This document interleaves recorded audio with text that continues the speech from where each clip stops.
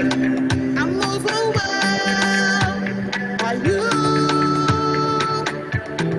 My heart is awake, making me feel brand new. The spirit inside me makes me feel free, so free.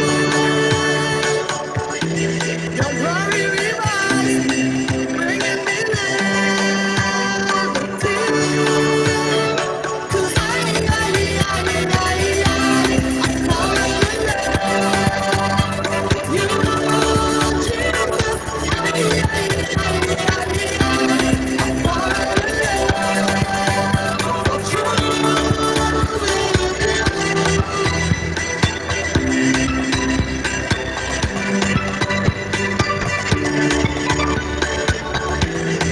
pulling me closer, making me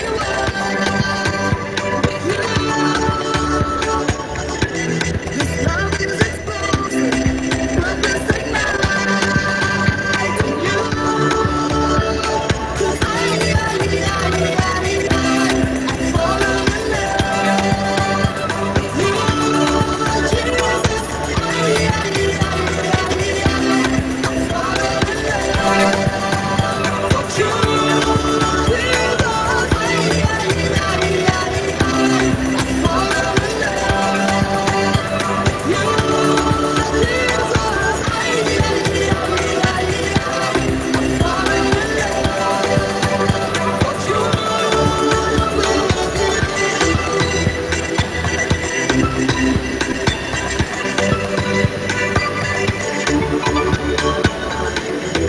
Pulling me closer, I'm satisfied.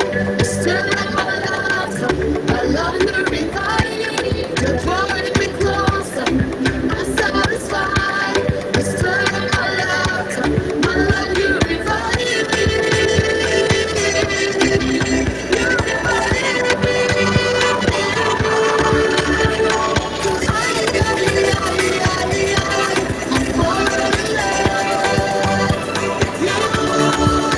'Cause I'm falling in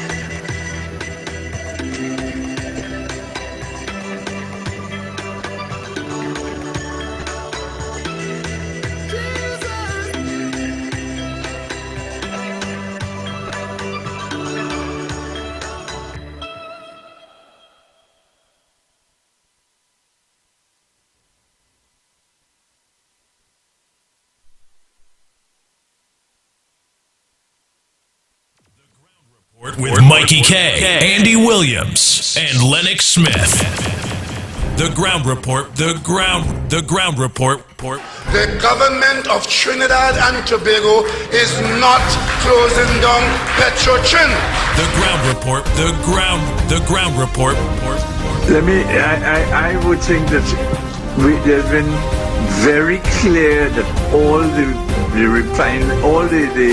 employees of Petrotrin will exit the company. All. The Ground Report with Mikey K, Andy Williams, and Lennox Smith.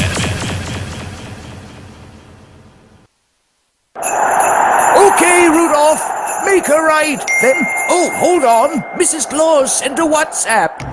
The elves are hungry. Pick up a Royal Castle Queen bucket, a King bucket, some royal wings, a family meal, a few combos, some extra delicious coleslaw, crinkle-cut fries, potato salad, and a snack box for yourself. Oh, and don't forget that delicious honey mustard sauce. It's really lashing. Okay, Rudolph, let's get that delicious local Trini flavor. Royal Castle, here we come. Royal Castle is the local something that makes it all taste better. Happy holidays from Royal Castle.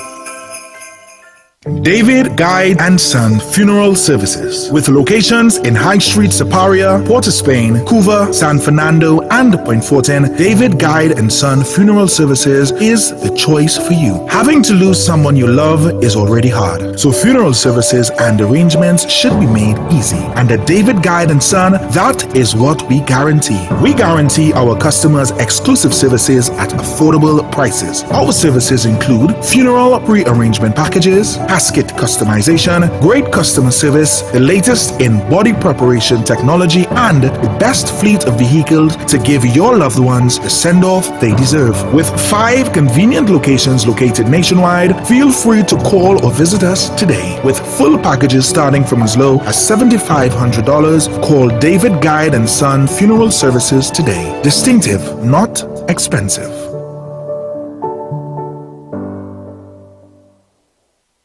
Shiny and Ari Restaurant is open for breakfast, lunch, and dinner 7 days a week from 6 a.m. to 10 p.m. 67 Western Main Road, St. James, opposite Standards. Serving local breakfast items like sada, fry bake, roast bake, and pies. With all your favorite local fillings. Assorted lunches available from 10 a.m. to 3 p.m. Get pilau for $25 or get combination lunches from $25 to $40. They also have soup specials as well as crab and dumpling. From 6 p.m. have dinner on the pavement a la carte with burgers, fry nuggets, gyro, and just about anything you can think about. Call 382-9347 to place your order. Shiny and Ari, Main Road, St. James, open 7 days a week.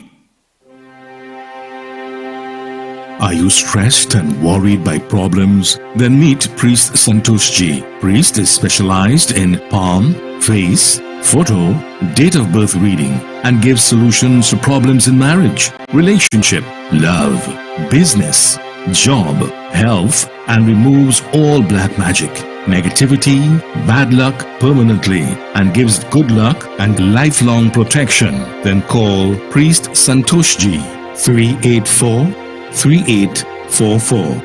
That's 384-3844.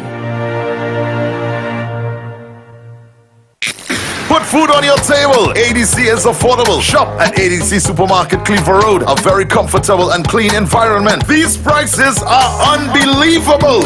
Come see for yourself. We have the best alcohol prices. Don't miss out. Get those specials on liquor. Put food on your table with ADC Supermarket, conveniently located at number 4 Cleaver Road in Arima. Every Friday and Saturday is real vibes and live entertainment from your very own DJ Christian on Friday and Saturday. Everyone is talking about ADC Supermarket. Shop in comfort and in a clean environment with the best prices for all your grocery needs. Secured parking. Remember, free delivery. Put food on your table. ADC is affordable. ADC Supermarket, number 4 Cleaver Road in Arima. Sheltech Electronics, Capital Plaza, 11 to 13 Frederick Street, Port of Spain.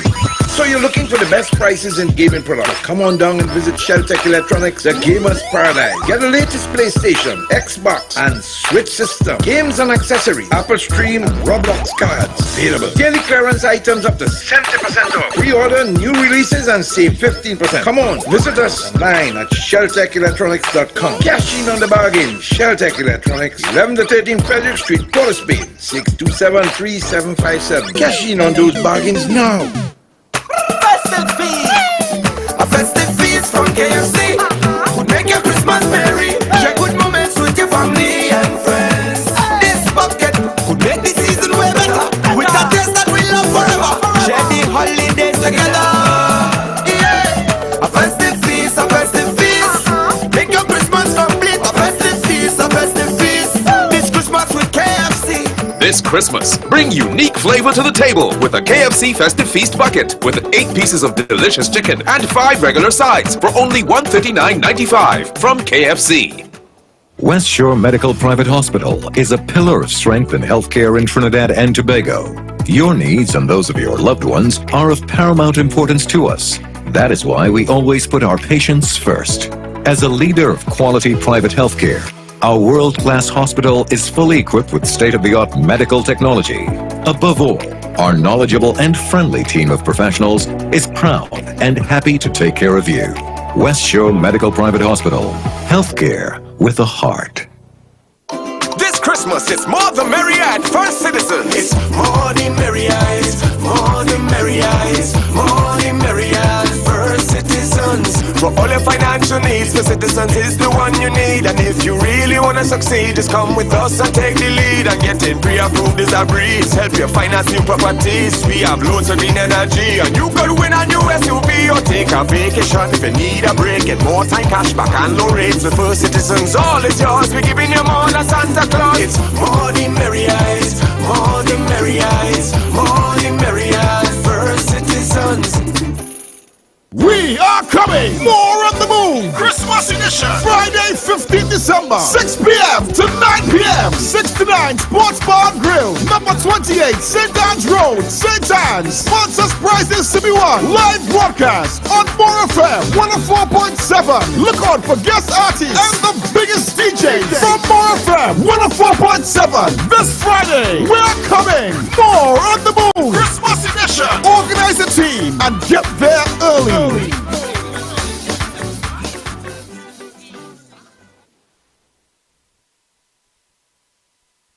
The Ground Report with Mikey K, Andy Williams, and Lennox Smith. Disclaimer.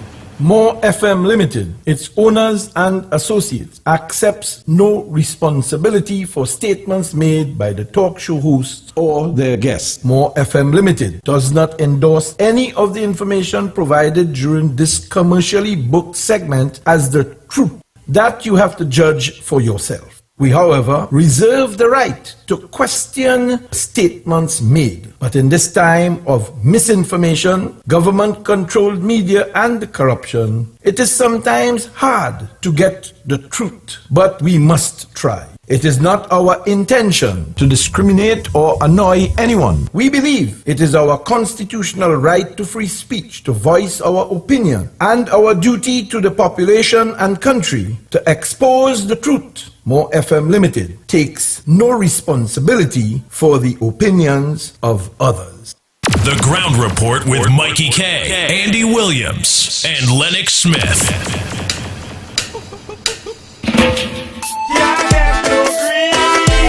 Mad.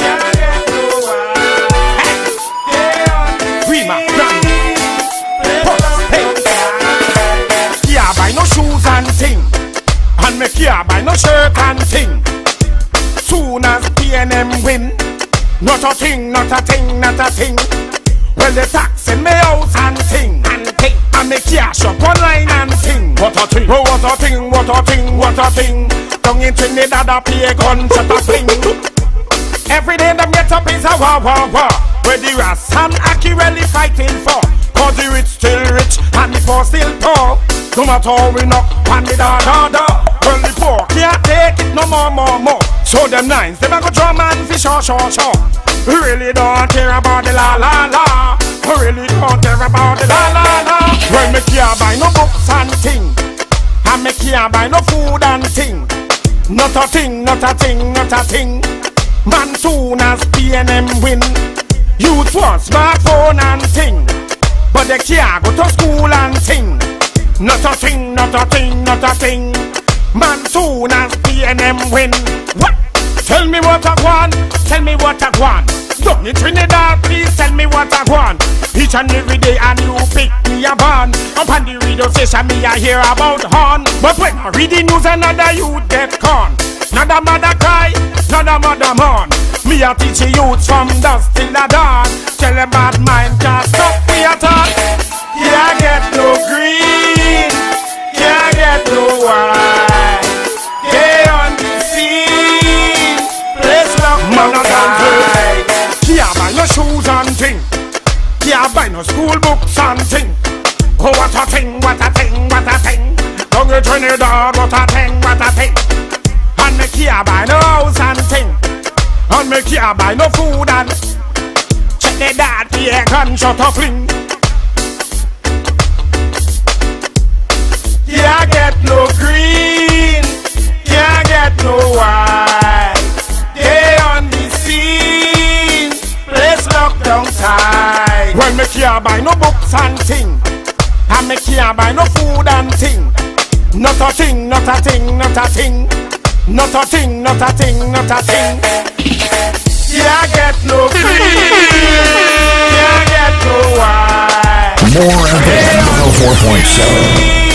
Let's lock down time.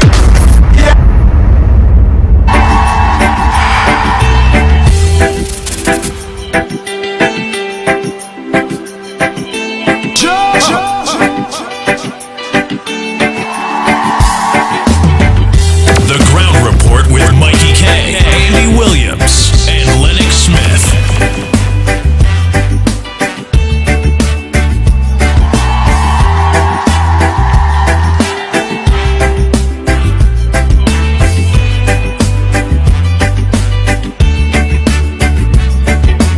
Water you turned into wine. Open the eyes of the blind. There's no one like you.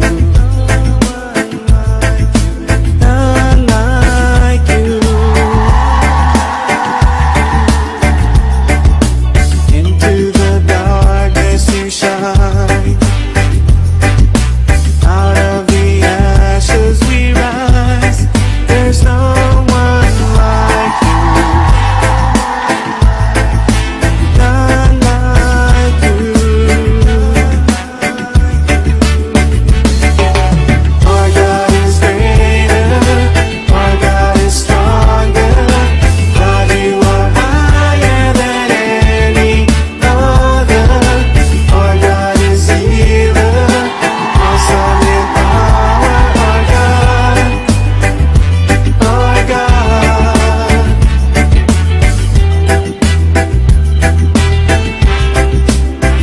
Good morning, Trinidad and Tobago. Time check. 15 minutes past the hour of 6 o'clock. To the darkness you shine. Out of the ashes we rise. There's no one like you.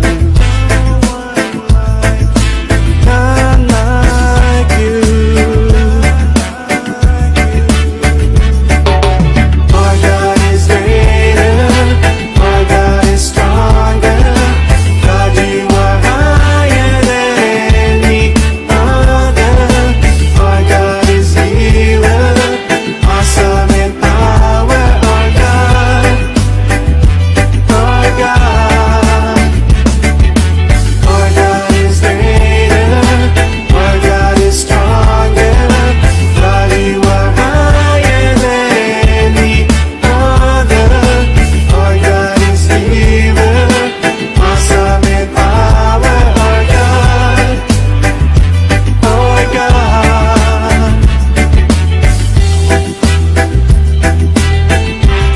Oh boy, oh boy, oh boy, oh boy. And you're listening to the Ground Report. Yours truly, the Pitbull of radio. Lennox Smith, Michael Cook.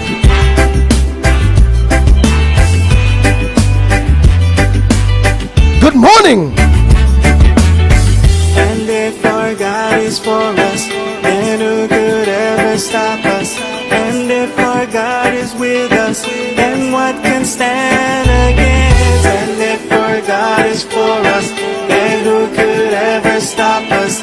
And if our God is with us, then what can stand against? Stand against.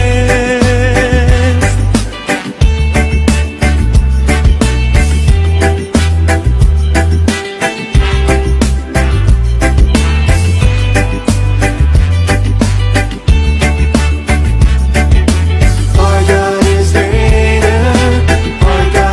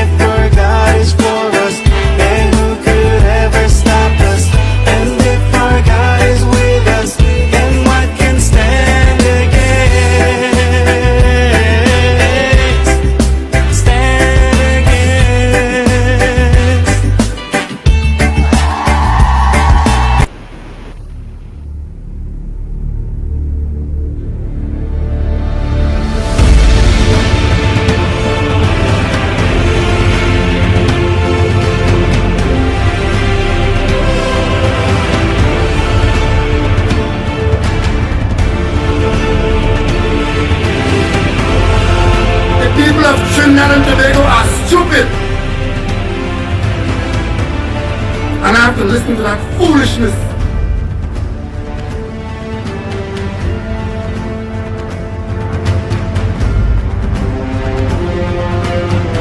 We must make the government work for the people rather than have the people work to keep a government in place. You must develop a sense of self-reliance.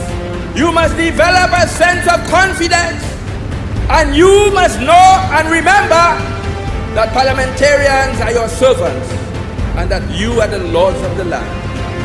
And so I ask you to put your hand on your heart, every one of you, and shout after me, I am the government. Louder, I am the government. I am the government.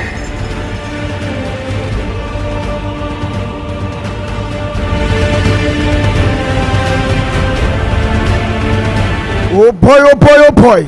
And we must know and remember that at all times. I must say a pleasant good morning to all maxi taxi drivers, PH drivers, bus drivers, truckers. Good morning to you. To all senior citizens, a pleasant good morning to you. To the physically challenged, disabled people, a pleasant good morning to you. Not forgetting our sister island, Tobago. Tobago, a pleasant good morning to you.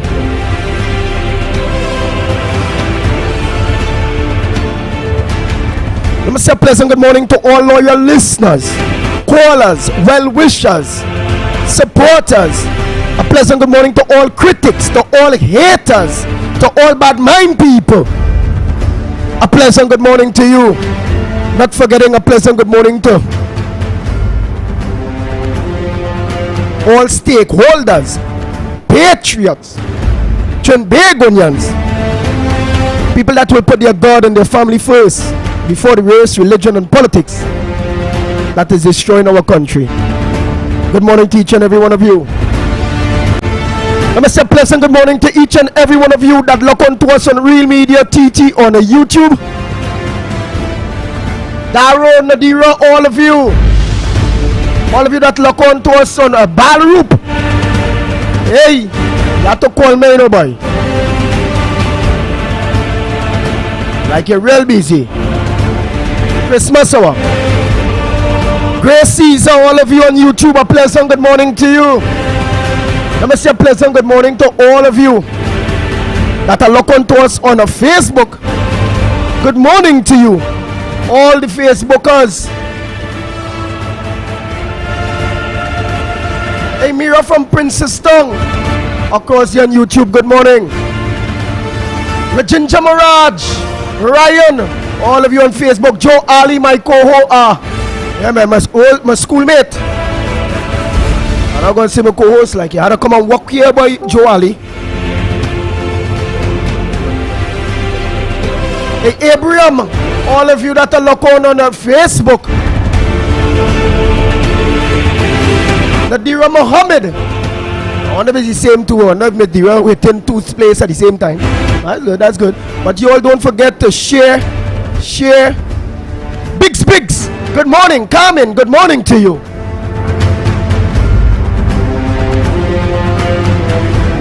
Let me say a pleasant good morning to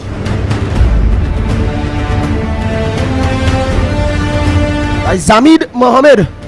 Good morning to you. Of course on Facebook there.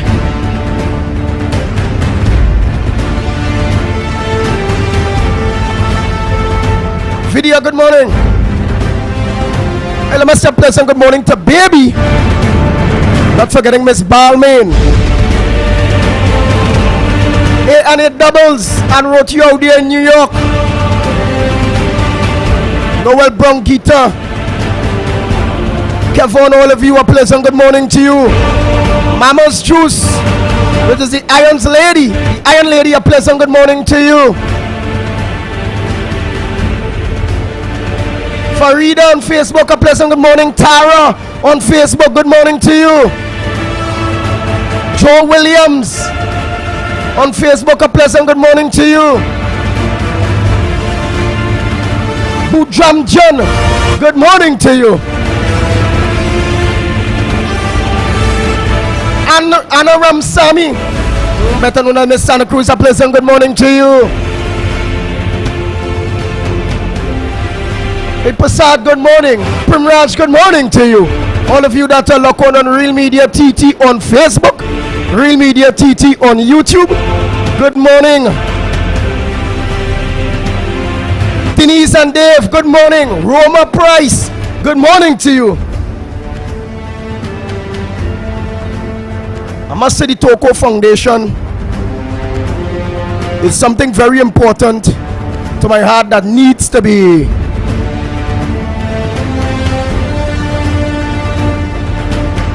worked with. It needs intervention because it can bring a lot of work within the coastline.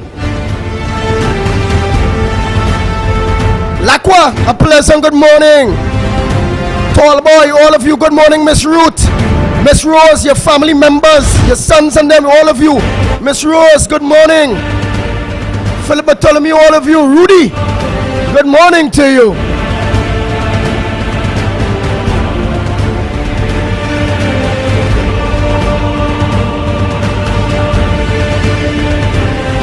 Shamila Das, all of you. Hey, not forgetting to, don't forget this weekend here.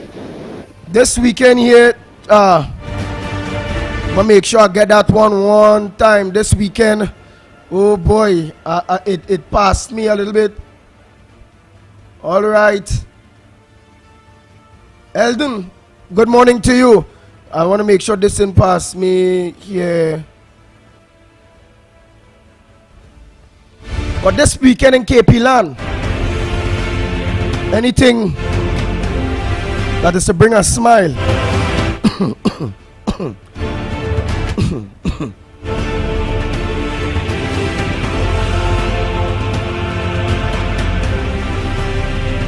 Yes, anything to bring a smile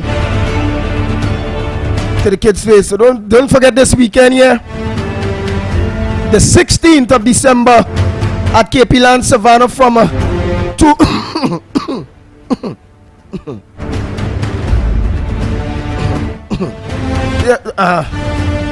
p.m. to 5 p.m. Come get a chance to sit and talk with Santa. Party bags and gifts will be given to children from the ages of 0 to 10. The Council of Valencia West, Neil De Silva, invites you, the kids of Valencia, to be a part of his Christmas treat. So don't forget, you the kids of Valencia and environs, you the parents, make sure carry your kids out there to sit and talk with Santa. Let them at least see what little gift bag, what little something that they can get, because nothing ain't going to come you the parents' way when it's coming to this government. Okay? So your council for Valencia West, Neil De Silva, invites you to the KP Lands Savannah from 2 p.m. to 5 p.m. Okay? So you parents, make sure you all go out there and bring that smile to the faces of your kids. Make sure do that. Mr. Pleasant, good morning to Councillor Neil De Silva, good morning to you.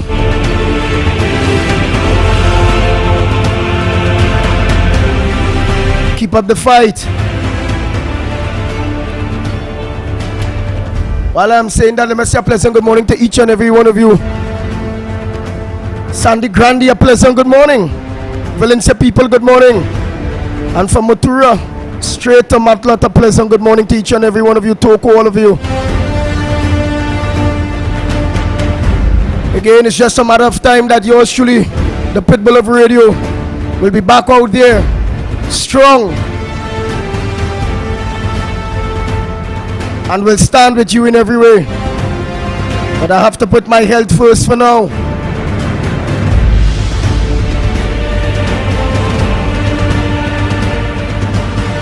And don't forget, anybody that are interested in fighting any seat in Trinidad and Tobago, applications for candidates are open at the UNC headquarters. You all can always call. And if your desire is to serve, go do that.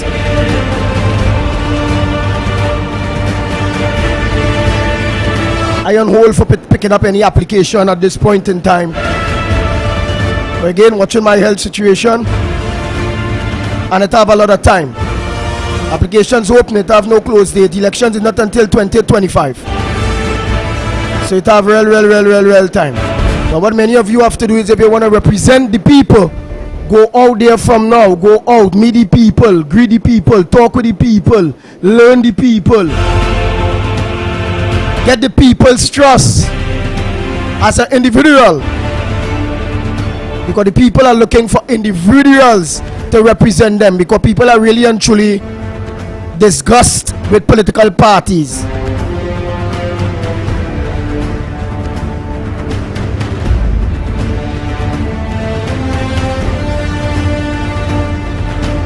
That's the talk they gives.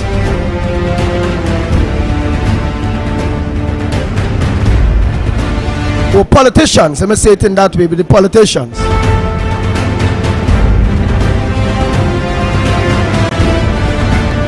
Oh boy, while saying all of that, and we are saying we have a dim Christmas.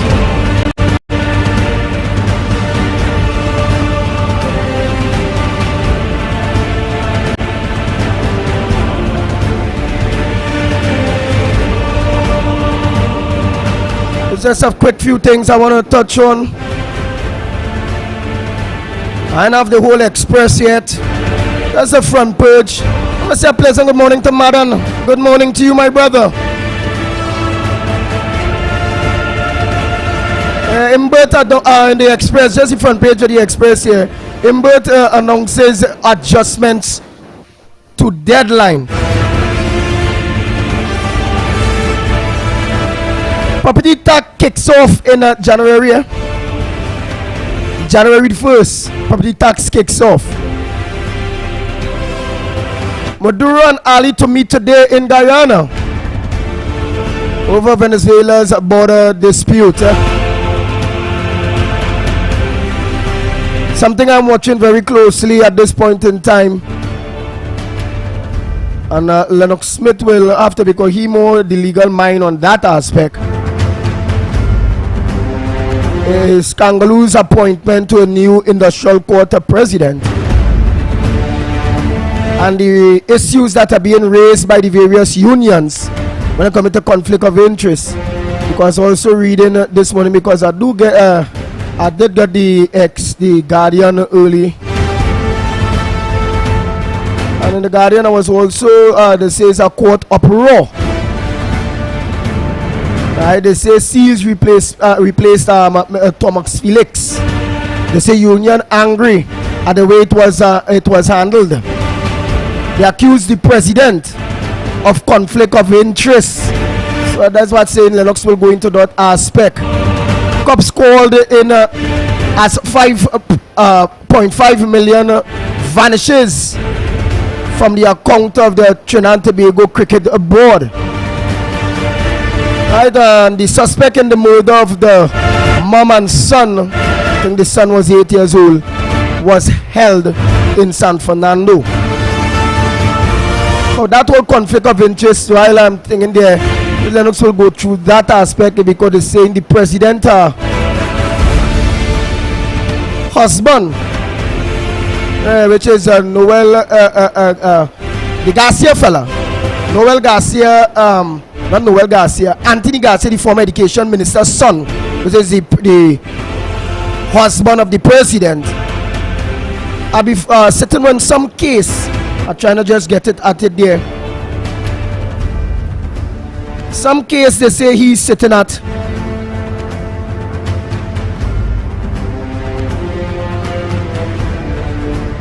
I think they say it's the NIB. The NIB board. And the salaries, I think it's something about the 4% salaries. So we're trying to get it.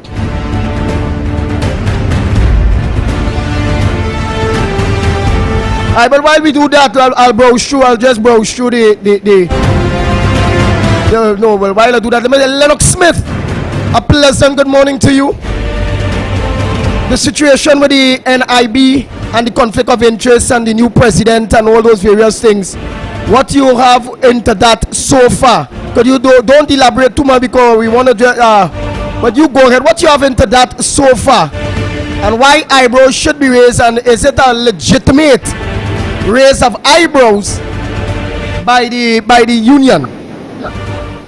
Good morning, Andy. Are you hearing me loud and clear? Loud and clear. Yes, indeed. Well, of course, on Monday I did raise that with another matter that is disquieting and suggesting by my disquiet that it appears that the heavy hand of state continues, of course, to move unrelentingly in favor of some decisions that clearly flies in the face of democracy, of fairness, and desire by this administration to emasculate and to consolidate power in this country. Well, it has manifested itself. The Joint Trade Union Movement and others has delivered a letter just before the expiration of Deborah Felix's 3-year appointment. Well, I think it's the third or fourth 3-year appointment that she was expected, of course, to get. But there was a telephone call indicating she is on holiday. She is out of the jurisdiction. But there was a telephone call that says that she will not be, or the possibility existed that her appointment will not be renewed. Well, that has materialized yesterday with the appointment of a new head of the industrial court by Christine Kangaloo. So the fear that we expressed has manifested itself and reinforces, I want to say, up front, the PNM activism in the office of president. That's the only conclusion one has to draw. The conflict of interest lies with, of course, as well in the response to that confirmation of the appointment of a new president in that I think it's Kerwin Garcia, the son, as you rightly said, of the former education minister Anthony Garcia. Wage negotiations would raise eyebrows as well, because he regularly practices, I understand he's a lawyer, and regularly practices or go before the industrial court on matters relating and representing the state, including WASA and other entities of the state. And well, they brought that into the discussion, while of course the whole question of the appointment itself, the role of the CJ, Lennox, are really not on the appointment. We don't know it's a PNM president. We don't know they put their people, whoever it go. But what I own is what I seen here, which is in the media statement yesterday, as Christine Kangaloo appointed her. The conflict of interest, what it is, people may want to know quickly, is Garcia, they say, has been represented. I said that her husband, her husband, she, the president, her husband, regularly is before the industrial court representing aspects of the state. That's what I just so said. one aspect of the state, Trinidad and Tobago, because this one I want to get quick, a particular easy NIB, which is before Thomas Felix. NIB is another matter. That matter is a matter that was sent to the industrial court. That is the only grouping of state workers that got 9%. And and the NIB did not pay them as agreed, their workers, and so the matter was taken to the industrial court, and it's before the industrial court with a panel headed by, of course, the Deborah Felix. Well, it appears that they are making a nexus between that and the disappointment of the non-appointment of or non-reappointment of Deborah Felix. That the government is fearful that a decision might be made where that 9% will have to be paid out.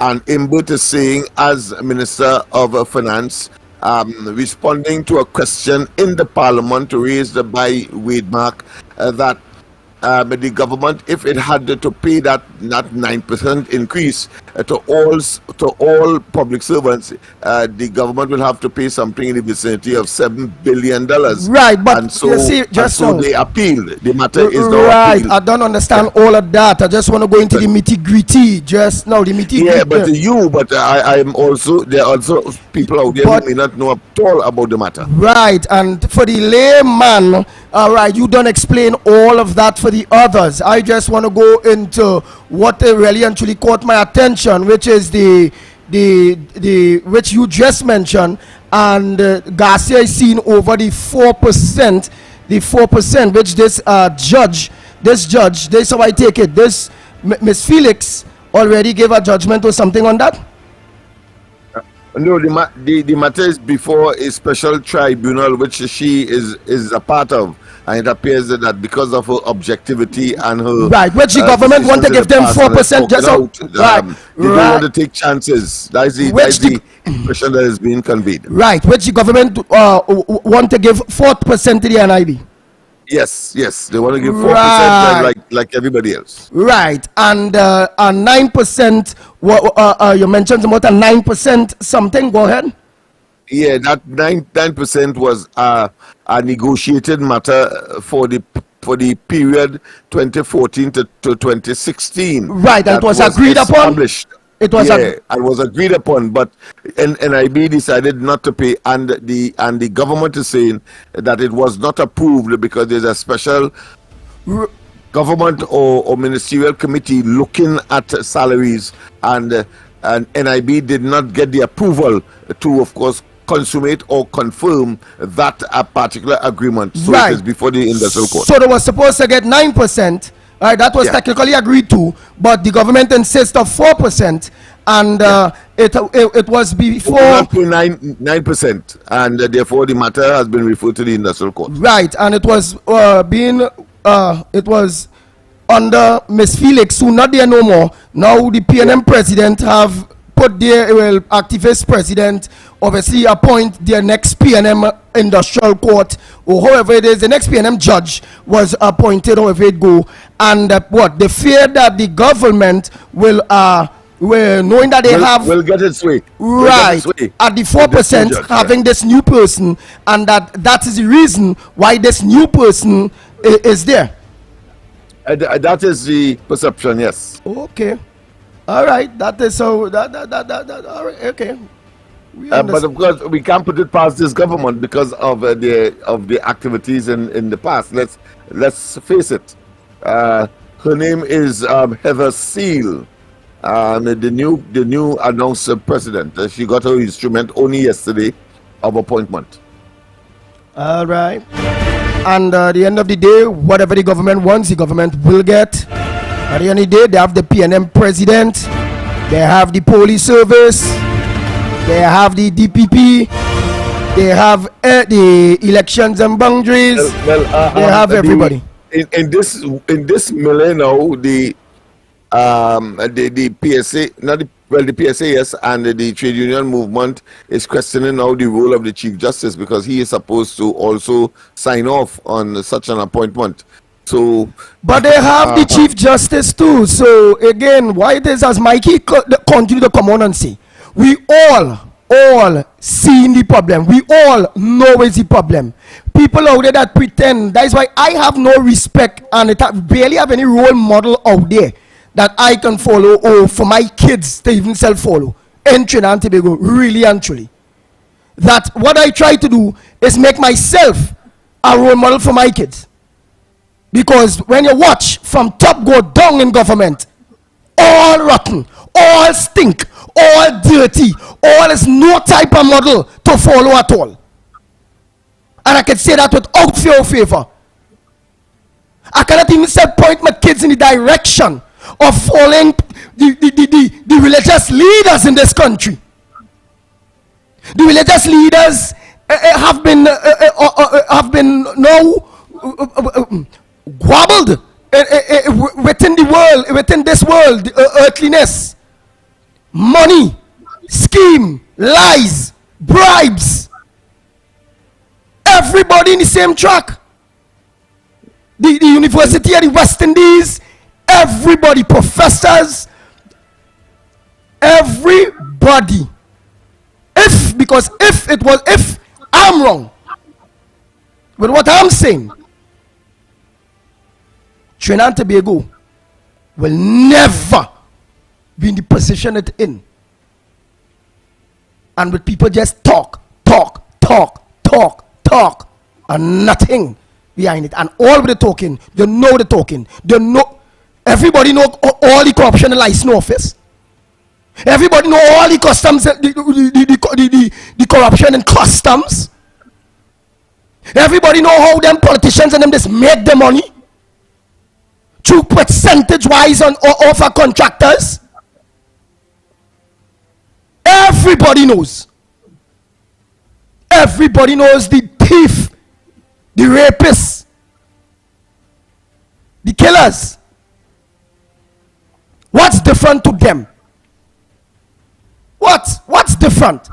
What's different about a man who organized and a woman coming out the bank, go with her bag, or happen to go to a grocery, rob it and kill somebody? What's different to that than a politician there thieving out your money, lying to you, breaking the laws? So the law is only meant for one set of people, all in the same circle. Somebody called sometime this week and mentioned, better to let out everybody in jail. Because we already in the maximum secure prison overall. All are we in jail. And what make them who actually lock up better than them nasty stinking criminals in jacket and tie that are representing us in parliament? What make them different? Those in jacket and tie, those in the police executive, those in high places in the army, those professors and those doctors and lawyers, all of them that know better. They are no better than that man who killed that woman and child. The only difference is them ain't going to kill no woman and child in that way. However, sometimes you don't know, because with their deals, they pay people to do the same thing. What other headliners you had, Lennox Smith? Well, just to confirm that the Chief Justice involvement in the release sent by the President's office, it says, let me just quote that small paragraph. The release said the President had appointed her, meaning that Heather Seal, after consultation, let me repeat, after consultation with the Chief Justice as required by Section 4.3a, Roman 2 of the Industrial Relations Act. So the Chief Justice, we can confirm now, was intrinsically involved in that appointment. Of course, all the other things notwithstanding. That being as it may, the other issues that is facing the community, the nation today, Met Office warns of hotter than average 2024 dry season. So we have to look forward to that in relation to water. Of course, murder victim's widow, he was trying to turn his life around. I suppose that was the unfortunate demise of that Laventille Regional Corporation murder in Barataria. Very, very unfortunate indeed. I see nothing with respect to the one that I had concern about, the death of this 8-year-old, as you rightly mentioned, by stabbing it, not by shooting. I mean, you had to be a beast in human form to be so up close and then impale such a any individual at all, but a child in the neck, to ensure that the person loses consciousness and therefore lose their life. And Lennox, I want to ask you something. Look, you now mentioned that day, and you say he said stabbing all them thing, right? Right. Yes, it have a difference. But are they, that person who do that, different to Stuart Young, Dr. Rowley, Faris Alwari, that whole cabinet that destroying this country by? Thief, all of them breaking the law and Yeah, I see one difference. The cabinet and government is worse than that individual, because that individual may have taken one life. But when we look at what transpired during COVID and the amount of lives that were lost without compensation and or a murmur from the government, when one looks at the causations that caused we expected that just about 600 murders this year. It is clear that the greatest menace to the society is indeed the established decision makers in this country. It's just that they see themselves as being covered by legalities, and therefore, but rawly speaking, they are worse than such an individual, and that is my considered view. All right, listen to this. Listen to this, Fernando. Listen to this, right? And there's the pariah. Understand why I will think like that, and many people thinking like that, right? This is the pariah inquiry that the Prime Minister answering question, trying to ting down. And listen to this. What's your take? When I listen to it, I will give you my take. When I listen to this, representatives. That's how I see it. That's how we know it.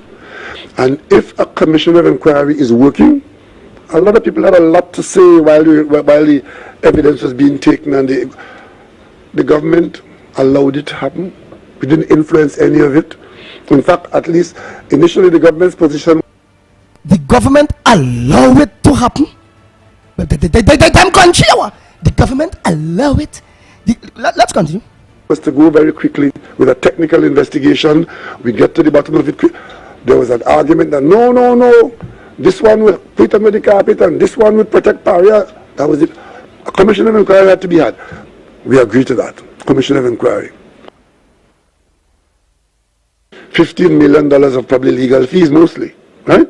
But the bottom line is a commission of inquiry was allowed to sit unimpeded, gather evidence, come to conclusions, and eventually the report came. And I trust that it doesn't matter how anxious one is, that you'll allow the cabinet to receive it, and as soon as the cabinet would have received it, the cabinet will take steps to lay it in the appropriate place as soon as possible. It's going to the cabinet will look at it, and it will come to the parliament at the earliest. Now, Lennox Smith, let me ask something. The cabinet received it. Where that inquiry, where it coming from?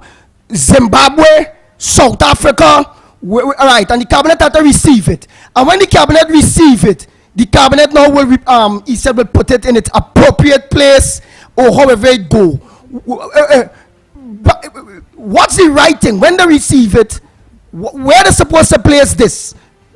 To you, where they supposed to go, and why the cabinet so quoted when it coming to that after spending $15 million and this family members ain't get sent yet? Give me an idea now. Well, that's what it is, because the next stage he would want, because the question is presented public, meaning that in Parliament, but I want to go and divert a bit, but back to the front.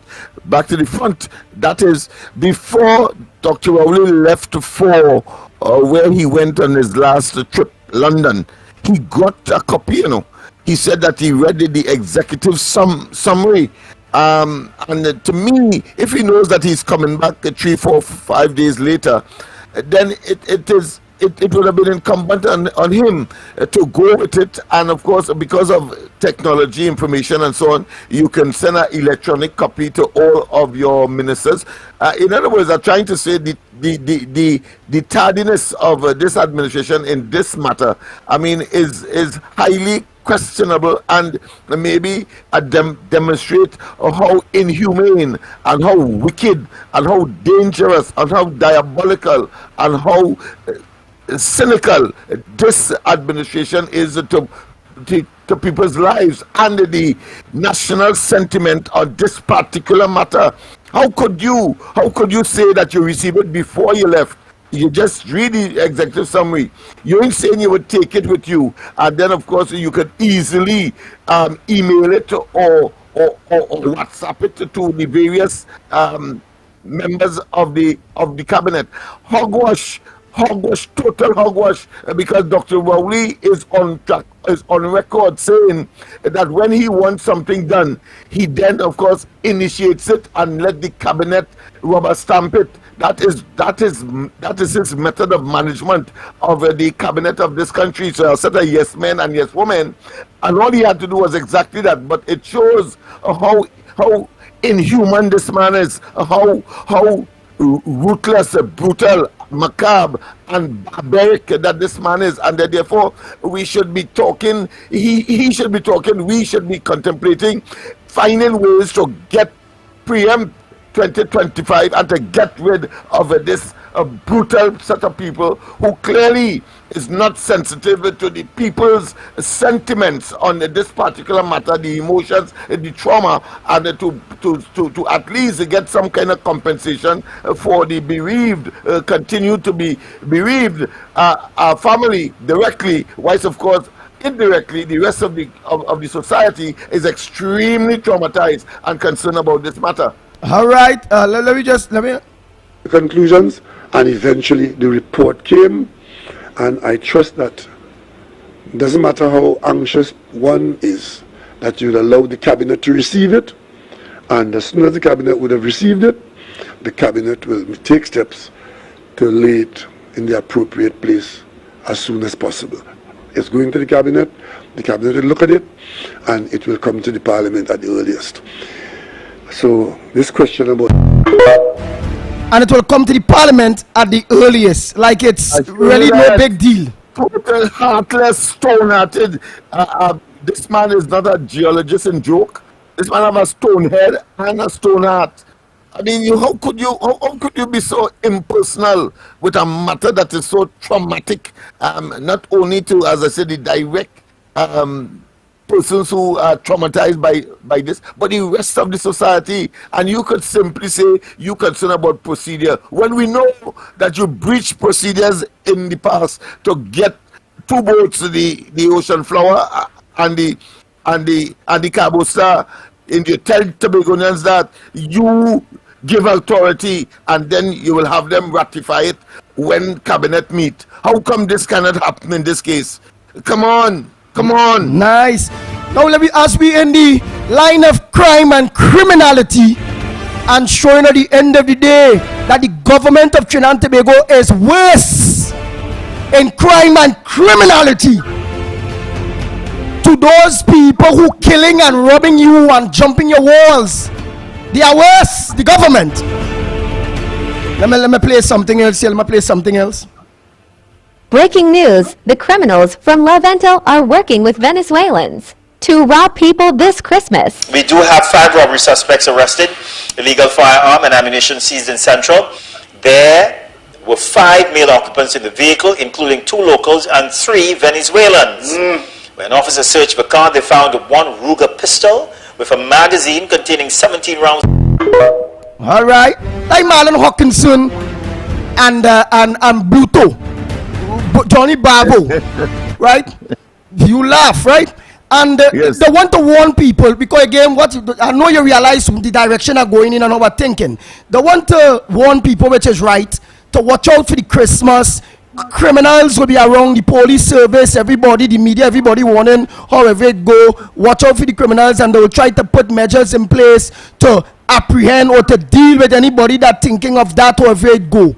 What measures have we seen for the past 8 years being put in place to deal with the criminals in jacket and tie in Parliament? Why are we not getting the same warnings on that police thing there, letting us know, Alexander and all of them, letting we know, well, we start an investigation into the $90,000 that Camille deposited, that start, the FIU or whoever start that. give me some things that the police could say they start investigations into Lennox Smith. Just like give me some things. With bated breath, the investigation of the fake oil matter, I think that is crucial. The entire cabinet must be held culpable. They cannot exculpate themselves from that fact. We have, of course, as you rightly said, the Camille Robinson wages, but we also have, of course, the Daryl Smith matter. We have, of course, the question yet to be resolved, the high-powered rifles or not ammunition, but certainly guns held by Al-Raris, confessed by Dr. Rowley's children. We also have, of course, the whole question of the acquisition of the Cabosa and now Cabosa, but certainly the Ocean Flower, the Galleon Passage. We have, of course, the whole question of why it is that you and I am not even considering the hogwash that Dr. Rory spoke with respect to Train 1 and $200 million. You have, of course, the purchase by TSTT, a company that is wallowing in debts and, of course, efficaciousness, and continue to, of course, dismiss employees. Are talking about the purchase of Neil and Massey Communications. We are talking about, of course, the highway to nowhere, $400 million. It doesn't have an access nor exit, but yet still $400 million was spent, and we can go on and on. The elusive, of course, harbor that was supposed to be constructed in Tobago, at Toco, to accommodate the waste of 17 million US. Are talking about the Galleon Passage, and I mean, it is simply pathetic. And of course, to bring up the rare, not limited to that, but certainly as Gary Griffith has been pursuing. Unfortunately, we would have preferred, whilst he was Commissioner of Police, to pursue it, but we also have the question of Dr. Rowley's interference with the Police Service Commission, and of course, what gave him authority to initiate or put together a team to investigate the police itself outside of the police by, of course, talking about the racket of issuance of firearms license, targeting, of course, a now political opponent, but trying to give credence to his notion that he wants to get after Gary Griffith now that he is no longer the Commissioner of Police, and we can go on and on. So truth. I want to give you, the people of Trinidad and Tobago, an idea. Don't forget the Paria investigation as well, and those people in the pipeline. I know we were talking about that, but I think it needs to be emphasized as well. Dave Tanku, MP Dave Tanku, mentioned something on the Finance Committee or a finance hearing. I just want to play a little bit in it to show the people of Trinidad and Tobago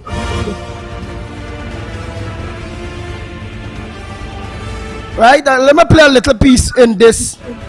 No problem. Well, I would still want to play a piece in this here for the people of Trinidad and Tobago. Listen to what the encouragement. You see this procurement legislation. The question is that a bill entitled Yes. of a financial nature and other related matters be now read a second time. Listen, Lennox Smith. Listen, Trinidad and Tobago.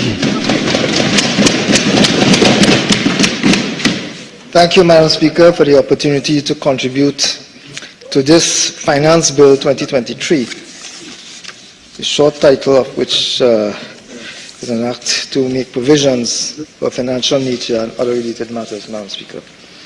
Madam Speaker, the Minister is to be believed this is not a complex piece of legislation.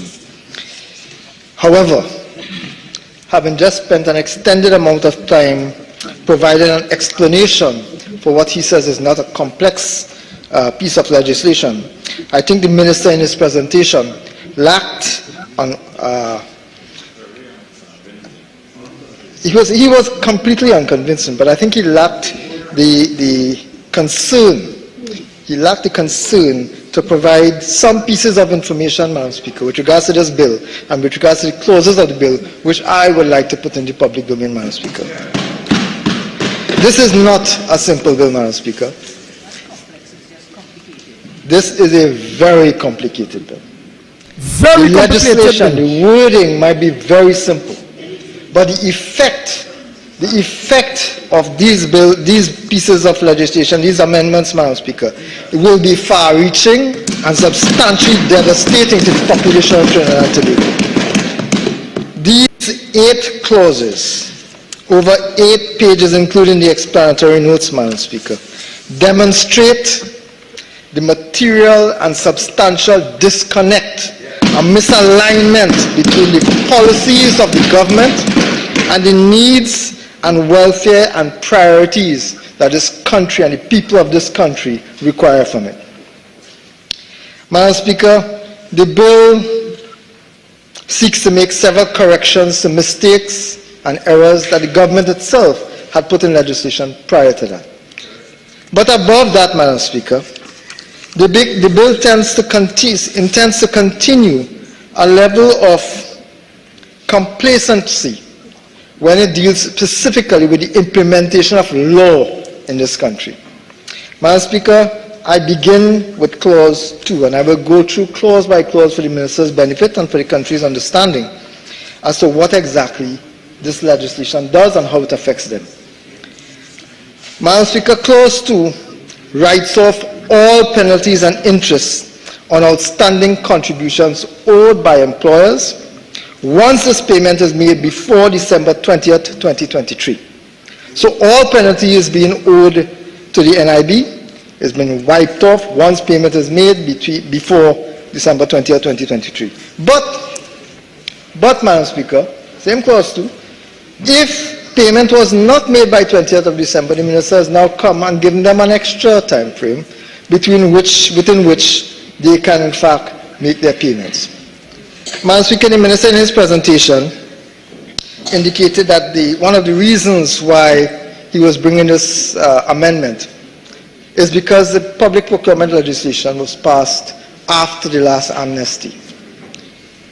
And he was giving the offending employers who had broken the law and not made their payments as due. Lennox Smith, listener, this have everything to do with the procurement legislation, delay. Yes, I'm listening assiduously. All right, listen. He was giving them the opportunity to update. Madam Speaker, the fact is, well, he was giving them the opportunity to update because they would have wanted to engage in the public procurement process. And as a result of that, since the law now requires, public procurement legislation now requires them to have provide clearance certificates for all taxes in Trinidad and Tobago. They would have had to provide a clearance certificate to show that they would have been compliant with their NIS requirements. Madam Speaker, on the basis of that, to facilitate those who were negligent in complying with the law, the minister says he is now extending this amnesty. You hear that, right? To play with the big boys who was negligent in complying with the public procurement legislations. He gave them way. He gave them room. You notice poor people don't get through it. We don't get room. We not getting no room, no play by this government. Continue. Listen. Listen. Madam Speaker, if businesses were interested in pursuing contracts, under the procurement legislation as it is now, shouldn't it be logical that they would have expedited their own work? They would have rushed forward to ensure their own compliance without having to wait on the minister's say-so, to give them a blight, to beg them to come and get involved, Madam Speaker. The fact is that compliance is a requirement of law. And what the minister has done last year and is doing this year has been facilitating the breach of that law. He's been facilitating defaulters, Madam Speaker. Ironically, in other words, the minister is where he's saying, Lennox Smith, that the minister is facilitating people breaking the law, businesses breaking the law. Yeah, definitely, but it is a more sinister situation, because there are people businesses that would have been connected to the present administration, the government, did not comply, and in order for you to get government contracts, etc., you are supposed to pay up and be, of course, up to date with your payments. And what the minister in they his have come statement up with really is to give them a break, a window of opportunity by either extending, even if they didn't comply with the what this piece of legislation is intended to do by a certain time, they will still get a bribe from the minister beyond if they did not comply by the time specified when this piece of legislation would have been passed. So this is the PNM contractors who get work, millions of dollars of jobs that was supposed to go through the right channel when it coming to the procurement legislation and put the house in order. The government putting things in place and making it easy for they to not pay the price. Or you know, they say you do the crime, you pay. You do the crime, you pay. Give them some more time to comply. They are not concerned with the revenue loss or the compliance. What is motivating this government, and anybody with a modicum of common sense could observe what they have been engaged in, is that they're giving their friends and family and nepotistically individuals associated with them an opportunity to conform, because of course it is clear that the people who are engaged in the various ministry to implement this particular piece of legislation, the procurement, are making joke. So they have to go to Parliament now and make the necessary and force them, of course, to comply with something that otherwise they would have had to leave these people out, because they simply are not qualified to, of course, get any such contracts. And they want them get contracts. The government putting things in place. So if there is a family, or there is a friend, or there is the person who want to complete Bali's house. Window of opportunity presents itself. That is what that is for. Similar to the piece of legislation where, of course, they talk about family apartment dwelling construction. It must be, of course, recent ones up to a particular time, not the old ones, recent ones. And then, of course, we see Imbert and Dr. Rowley now constructing, of course, apartment family buildings, both in Tobago in the case of Rowley and in Trinidad in the case of Imbert, for which they benefit no taxes for 25 years. Nice. Let me continue to hear Mr. Dave Tanku, because tomorrow, please God, we'll interview Mr. Tanku based on this, because this is very, very, very, very, very, very important. Let's go in a little more to hear on this, where the government always giving everybody else. If I may refer to it now, Speaker. Minister responded in his statement earlier. He said a debt collection unit was established and significant number of authorized officers were onboarded and trained in the conduct of employer compliance audits. Excellent. Excellent. I'm very glad to hear that, Madam Speaker. So we have created a situation where you have a unit that will go after defaulters. And instead of employing that unit, instead of giving that unit the authorization and the teeth to do so, Madam Speaker, he comes with an amnesty. Again, Madam Speaker, what the minister is doing by his actions is facilitating persons to breach the law, which is not an acceptable situation. It's unfair to the citizens of this country, especially those businesses who have been following the law. Madam Speaker, the minister also said in his presentation that... So you see where the unfairness and all come in? It have businesses that doing what they have to do. They're following the law. But the PNM favored businesses not following the law, and the PNM continue to get them amnesty. I can't understand this, you know. Yes. Yeah, yeah. For the financial year ended June 30th, 2023. Go ahead. Wait a sec. Otherwise. No, go ahead. You're saying the financial before I continue with Dave Tanku. Lennox? Where is it? You're saying somebody financial here because I want to continue with him. No. I was just saying it is clear that there's something sinister. When this government operates, is never in the interest totally of the public. It might appear so superficially, but of course it is always for personal aggrandizement and political fodder. All right. Let's continue to listen to Dave Tanku. The total contribution in arrears received in response to the waiver, that is to his tax amnesty, his amnesty from last year.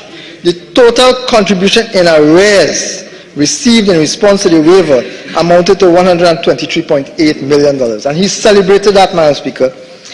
The problem, Madam Speaker, is that the total arrears outstanding for that financial year was actually $598 million. $598 million. The minister gives an amnesty, and only $123.8 million was forthcoming in payment of arrears.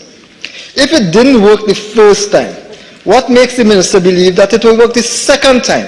Because persons who did not pay this $470 odd million outstanding that was not paid during the last amnesty, Madam Speaker. Persons who did not reach that amnesty, who did not take advantage of that amnesty, Madam Speaker, continue to default, continue to earn penalties and taxes as a result of their non-compliance. Irregardless of the amnesty, they made a deliberate choice, Madam Speaker, and it is my view that when the minister facilitates this kind of defaulting, he weakens the implementation of the law, he weakens the very NIB that he's seeking today to boast about, to tout about. He is literally weakening the financial support, the financial structure, the financial strength of the National Insurance Board, and that is unforgivable, Madam Speaker. Nice. Have a lot more, but we will get a lot more of that when we have MP Dave Tanku. Physically tomorrow? Yeah, most likely tomorrow, please God. We're going to have the Honorable Dave Tanku.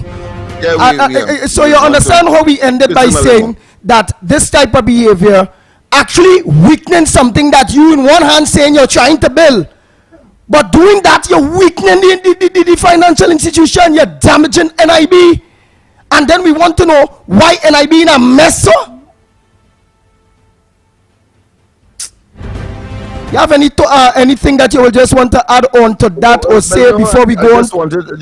I just wanted to say that this government has a proclivity, we have seen it over the years, to say one thing, and of course when we have expectation, the entire can of milk turns not only into a can of worms, but is kicked down the road, whether it be sandals. We saw that with sandals. It was $500 million that was supposed to come when sandals would have been operating in Trinidad and Tobago. Today we have 500 cents to account for, but they go on to the next public, what I consider to be projection and attempting, of course, to hoodwink the population. And we saw it again with respect, of course, to the Dragon gas that is now being contemplated at this time. And why Dr. Bowie is going to St. Vincent, God in heaven knows, because he was not part and parcel. He's not an intrinsic part of the discussions, but here he goes now to insert himself when he had the opportunity, because of the unique relationship between his government and Maduro. But of course, he wants to go to Grenada. Maybe he's going to play golf. Just about quickly, as far as additional information, Imbert, 30,000 public servants to get Christmas back pay. So 30,000 of them.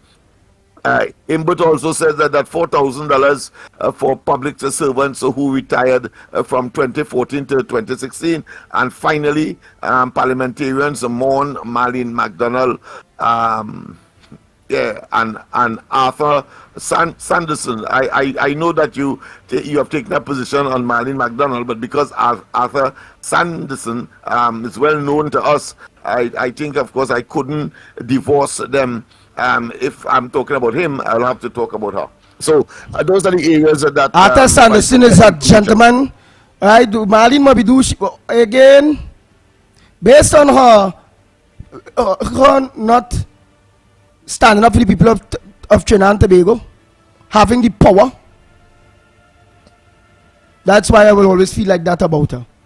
No difference. Birds of feather flock together. Marlene, Rowley, all of them is one cage, one bag, one bunch of crooks, one set of dirty people that don't like nobody, and all of them have part and hand in. Even dead Franklin Card, may he rot in hell. Have everything to do with where this country reached today. All what they do, have people who can't inspect the vehicle because they had to organize and face the mechanic, down the money for mechanic. They mismanagement, lack of vision, cause a lot of things. They have right now without real people dying, young people, since after the injections and the COVID to now. They have a lot of people, they have no jobs. They have a lot of people owing their landlords. They have a lot of people that have no food. They have a lot of people that their children don't survive all the damn textbooks. They're responsible for all of that. And gone is the days when it coming to me because of death, somebody death, I feeling sorry and condolences and made this and made that.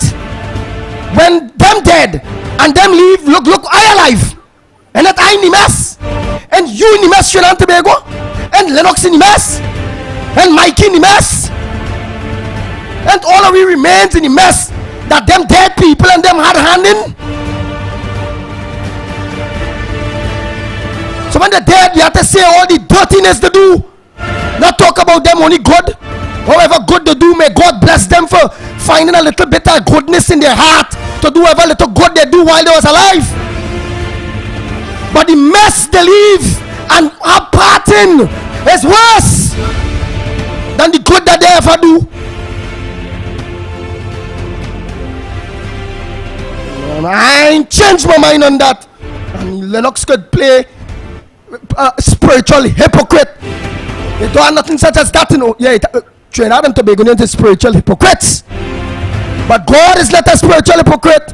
He know everybody heart. You feel he know all the saints, Korean colonists, but plenty all in all their heart saying Marlene and them deserve where they reach. And they ain't good. Rowley dead, boy, he was a good man. Rowley not good. He not good alive. How you gonna be good when he dead?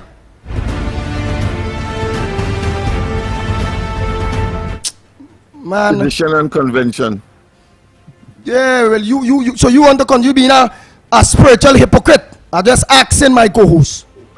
When it is traditional, it is cultural that when someone dies, you pay optimum respect in spite of the negativity. Wise they would have been alive. If they were alive, they would never be paid that kind of accolade. So it's a pattern sentiment that has developed over the years, and it's not just here; it's across the globe.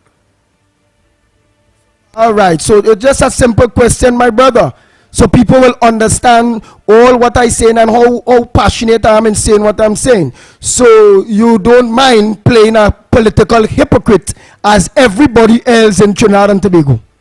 Well, because it's a tradition. That way, if you want to characterize it that way, I see it as a cultural thing. Paying optimum respect for, of course, someone that has departed, and that is in that context. I'm not going to say anything. Okay, my brother.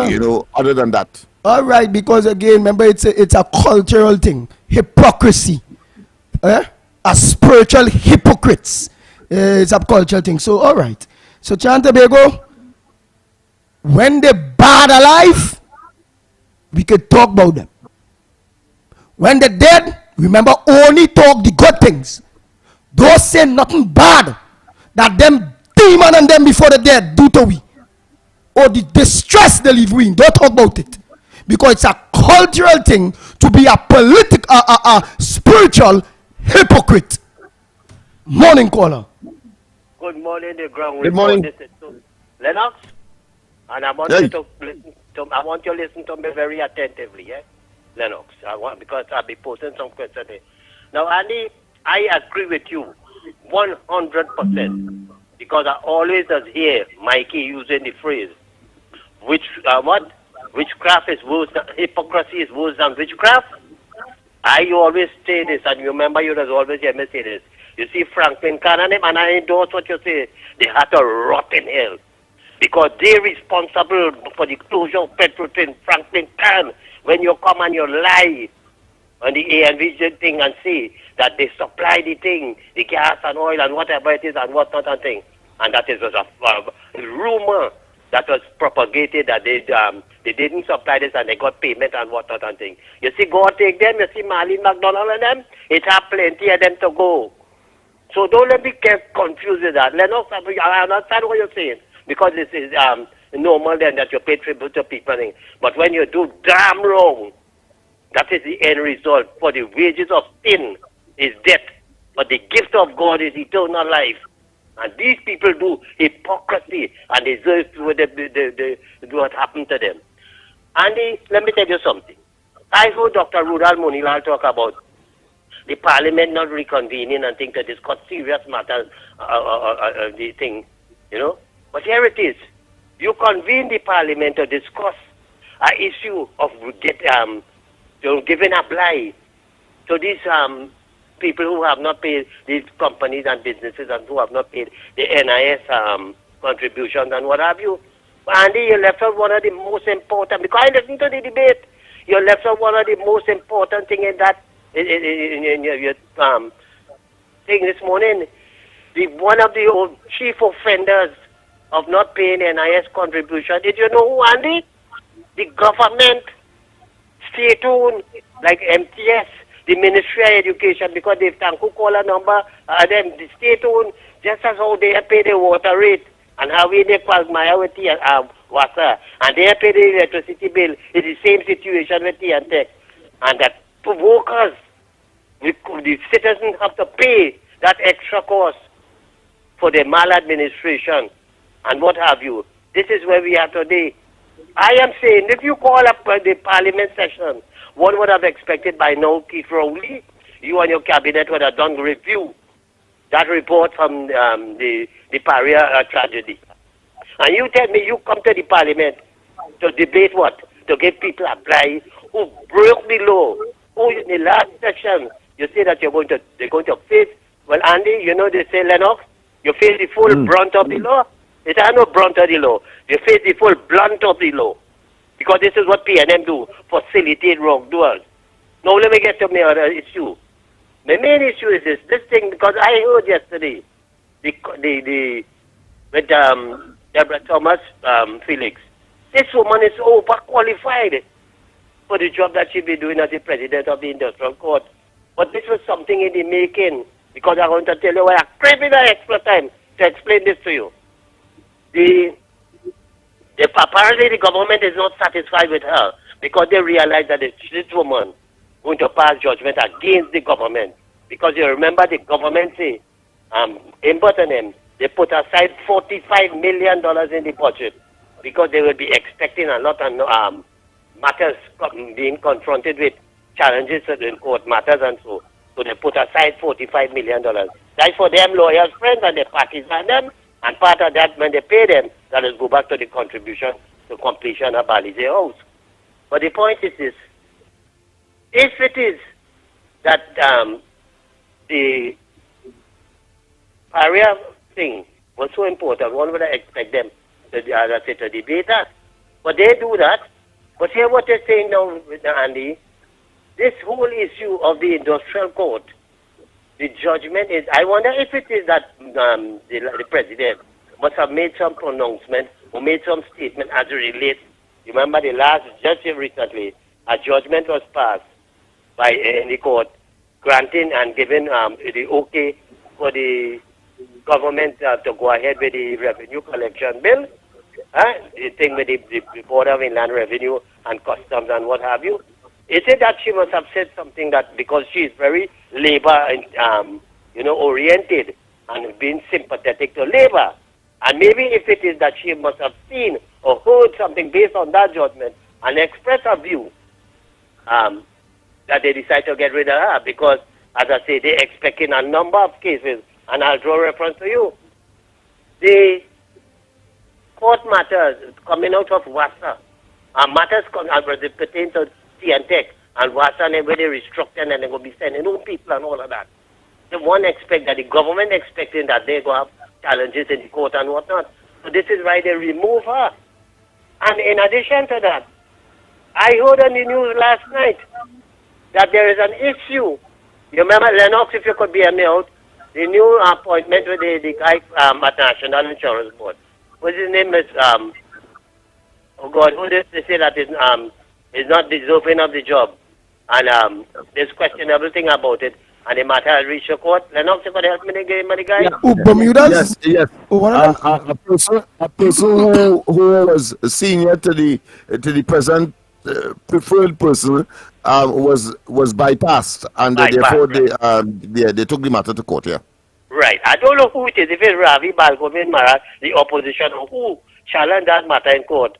But what I heard on the news last night that the matter is now in the court. But the person who they appoint, you know who is his lawyer? Lennox? His lawyer is Christine Kangaloo Osborne. Cohen Garcia. Yeah. So therefore, no doubt. You see what conflict of interest is there, Lennox? They remove her because they remove her because of the fact that Cohen Garcia is now representing this fella who they put on the board at NIB, and that's the president's husband. So understand the political tinkering and tampering and the... Oh boy, thank you, Mr. Tunapuna. Oh boy, sorry about that. You get caught there by mistake, Mr. Tunapuna, but thank you. Go ahead, next caller. Andy for Gandhi. And Gandhi for Andy. And we want foreign observers for the 2025 general election. Trinidad and Tobago, let's unite. Good morning, Andy. Good morning, Uncle Lennox, Uncle Mikey, Koff, and Trinidad and Tobago. You see, when they calculate the waiver on the NIS, you see why it is refund is depleting. And when these big businesses get the waiver, and the small businesses who had to pull the little NIS money to make up, to pay for a little credit card debit, and now they have to pay the penalty for not paying on time. But then big boys and them who launder the money for them, remember they had to say when they part of the book now, X amount of workers to show the working, so they pay them the money off the books. So you're linking the corruption day by day and opening the eyes and showing the people where the politicians led by Keith Rowley in there, how they are thieving out the treasury, legitimate, through procurement legislation and excusal. They mash up the procurement legislation to guide us and to protect us, they mash it up. So this thing, they are doing willy-nilly, and I'm glad you're getting, they're thankful to extend everything tomorrow, so you enlighten them again. And I would like to say condolences to Mr. Arthur Sanderson and all the deceased of politicians. In Faizabad, Mr. Sanderson gave Jack his jacket where he had opened up certain things and do for the people of Faizabad and surrounding. We was the first set a time where Mondesi to Faizabad had a bus, a public transport for the vulnerable in that area to get transport to come out to Faizabad. Streets and where was dirt and track, he upgraded it and he uplifted Faizabad. And then he had the expos where he used to have exploration where you could come together and see things and make things and opportunity to get into business. And he was using the cottages away. But kudos to him. Right, you say kudos to When he's him. working, You say kudos to him. What about Mary McDonald? You wonder any send off for her? then I would like to say kudos to her that when she in heaven now, we will go to the community center and have prayers and worship. Because Ola Christopher Harewood is a religious leader. So we will go to heaven and pray in the community center that she built. She really built it in heaven so that when she got there, she will have all the fallen souls by illegal means, that when they reach to heaven, they will come to the community center and better themselves in the spirit, because she was creating the life after. So she built a community center which is in heaven and not in Trinidad and on earth, so that all these she representatives who are suffering and they were gone by the way of the bullet. So I would like to say kudos to her. How about Franklin Khan? So, what about Franklin Khan? He dead too, a politician. You want to send you because it's traditional. Lennox believe in tradition and make sure you talk good things. What about Franklin Khan? What do you have to say about? I will say, may God rest his soul, and kudos to him that he went down to the Philippines and negotiate against him, and he get a heart attack through Viagra. And I asked Laura and asked Janet that they get a nice building on a property, $300,000 to $400,000 a month, and they do it themselves. And may God bless him and continue to rest his soul, that his offsprings are seen the way. And those people who that follow the PNM and the supporters is only when they're dead and they go to heaven and they meet Franklin and he will deliver to them. All right. He is doing a very good. All right.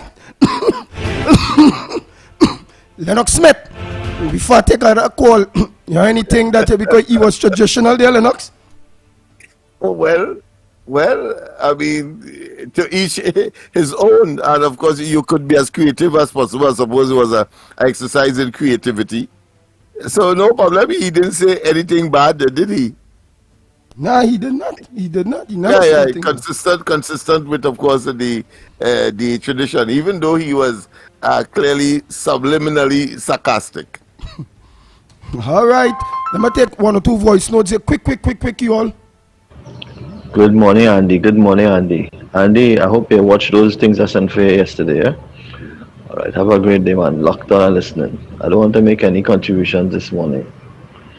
Have a great morning. I'm listening to Lennox and his contributions. Yeah. Skewed contributions he just be making. No facts. All right. So listening. Well, boy, I know no one that matters who I would have, of course, commented upon have yet to suit me. I don't know what I don't know what Miss Arima have against him, but he seems to be living in a fantasy world of himself. So, but no problem. Nice. We understand. Good morning, my brothers. All right, let's go to the next voice now. Brothers, wonderful show as usual. I listened to that program, Mr. Manku talking there. Listened to his speech in Parliament, his contribution. And I just show, you see how the PNM protecting the financiers, their friends and their family. That Mr. Tanku, Dave Tanku, not Nanku. MP Dave Tanku. All right, Tanku. All right, let's continue with his contributions here, man.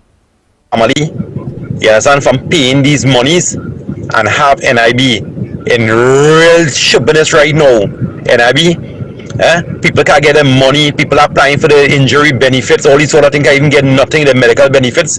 You see the kind of stupidness and corrupted, you understand, things this PNM government doing, boy. Imbutan them, boy, they really say, the richer they get richer, boy. I'm telling you, the man don't care, this government do not care about poor people, boy. You know, millions and millions and billions of dollars the financiers and the friends and the family making, and they don't care about nobody, boy, poor people, boy. Boy, this government is the worst thing it has, boy. This nasty, stinking, dirty, shameless PNM government, boy. Oh God, boy. Father Lord, boy, deal with them now, boy. Deal with them, Lord, boy. Almighty God, boy, deal with them now, boy. Yeah, son. You saw them dropping like flies. You saw them PNM ministers dropping like flies. I don't care about them. I don't feel sorry for none of them. Yeah, son. All of them end up 6 feet under the ground when God ready for them. Good morning to the ground report, Auntie K. Everyone have a blessed morning. Right now, my daughter ended up going to the hospital. And she reached about 4 o'clock, all 8:30, 9 o'clock, no doctor. People come from since morning time. The hospital and them get terrible. You don't know what really going on. The health department decaying. Saturday I went to San Fernando. Since 8 o'clock, people waiting for a bus. After 12, they get nothing. Right? People like this. I don't know what really going on. I don't know what's going on in this country. People victimizing each other by. I don't know what happened. The hospital is supposed to be saving people's life. You got this morning time for the hospital in San Fernando. I don't know about Mount, but I know about the hospital in San Fernando. You go into this morning time and you're there and nobody attending to you. My daughter went with a Santa Pete bite and whole since 4 o'clock, 7:30. She did. And nobody, she said she feeling dizzy, all kind of thing. It's looking at her charcoal, a caution I guess she want to take. Oh God, Father, I don't know what really going on with these people and them. But Father God help us.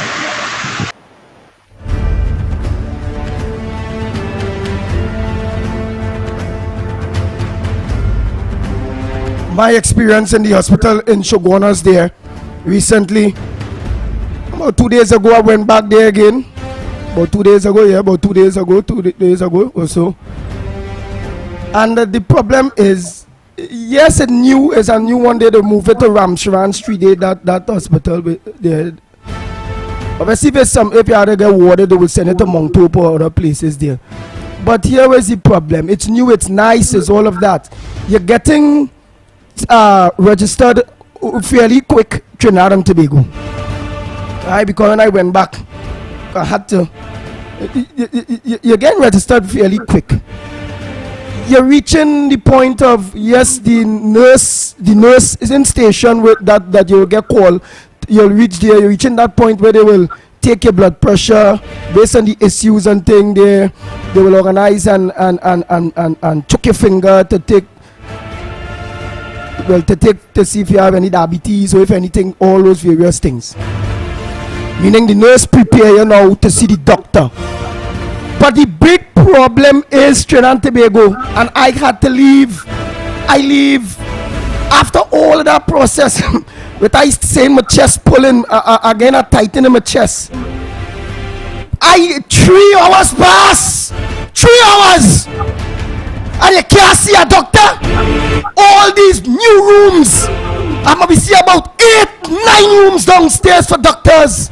Upstairs are rooms for doctors. You telling me?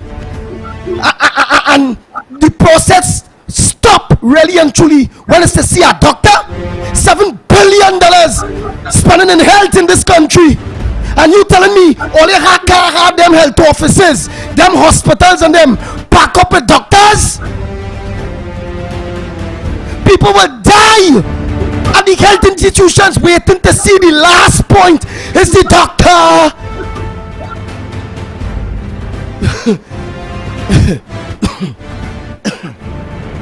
For God's sake, all you're not helping in any way. If all you don't make sure it have doctors there, better it have too much than the rooms empty and it don't have doctors or one doctor or 2 doctors to see about many people. When a doctor is take a time with one patient. Come on, man. People out there holding their belly balling. I see people holding their head balling. I see people vomiting. I see people walking balling. I see people begging help, help. I am all begging for help. And you could cry till now, till never very all you ain't seen a doctor, you know? One doctor to see everybody, you know?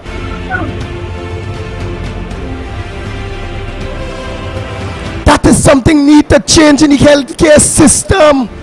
Whether it's Shogunas Hospital, whether it's Mount Hope, whether it's Port of Spain, San Fernando, Couva Hospital, whether it's Point 14, the right thing is the right thing.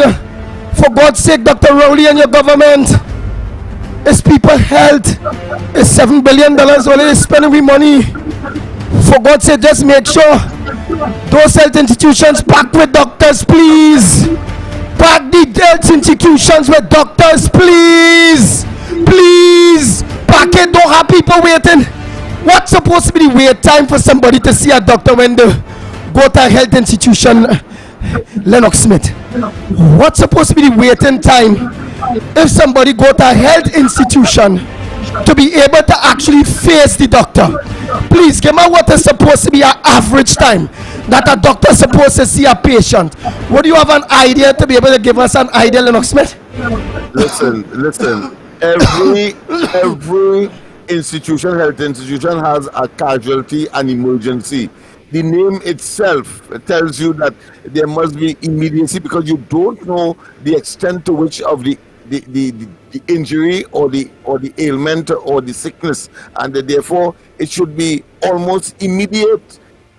You always enter through, when you go there with unannounced, you're not an outpatient. It means therefore you are there because of some emergency, and therefore that is the function of casualty. And the term itself, unless what you're referring to there is a misnomer, they're calling it that, but really and truly it is not what the service that is supposed to be provided, people are not getting. So my answer to that is that you should get immediate attention. All right, Trinidad and Tobago, we can take a break and come back. Trinidad and Tobago, you the people that face the health institutions, the hospitals, you all come out today too and only talk, because everything else to me is being put in place. You're going to get your virals and all those various things in order. The last point, which is supposed to be the doctor to be able to diagnose you, tell you, well, all right, is this going on with you? Well, we have to do this, we have to do that. That point don't ever come. It don't ever come. I also run private. After 3 hours waiting, I start to feel giddy. I start to feel weak. I start to feel I need to lie down. I need to lie down. I don't know where to lie down there. Oh God, boy. All yeah. It's supposed to be immediate attention. There's nothing else that term can convey. Emergency, casualty. What you want better than that? But of course, in Trinidad and Tobago, you could die 5 or 4 times before, of course, you get the support that you expect. And timely intervention is crucial in an emergency. Common sense will tell you that. We take a break. We take a break and come back. When we come back, Trinidad and Tobago, more right here on the Ground Report. We'll be back.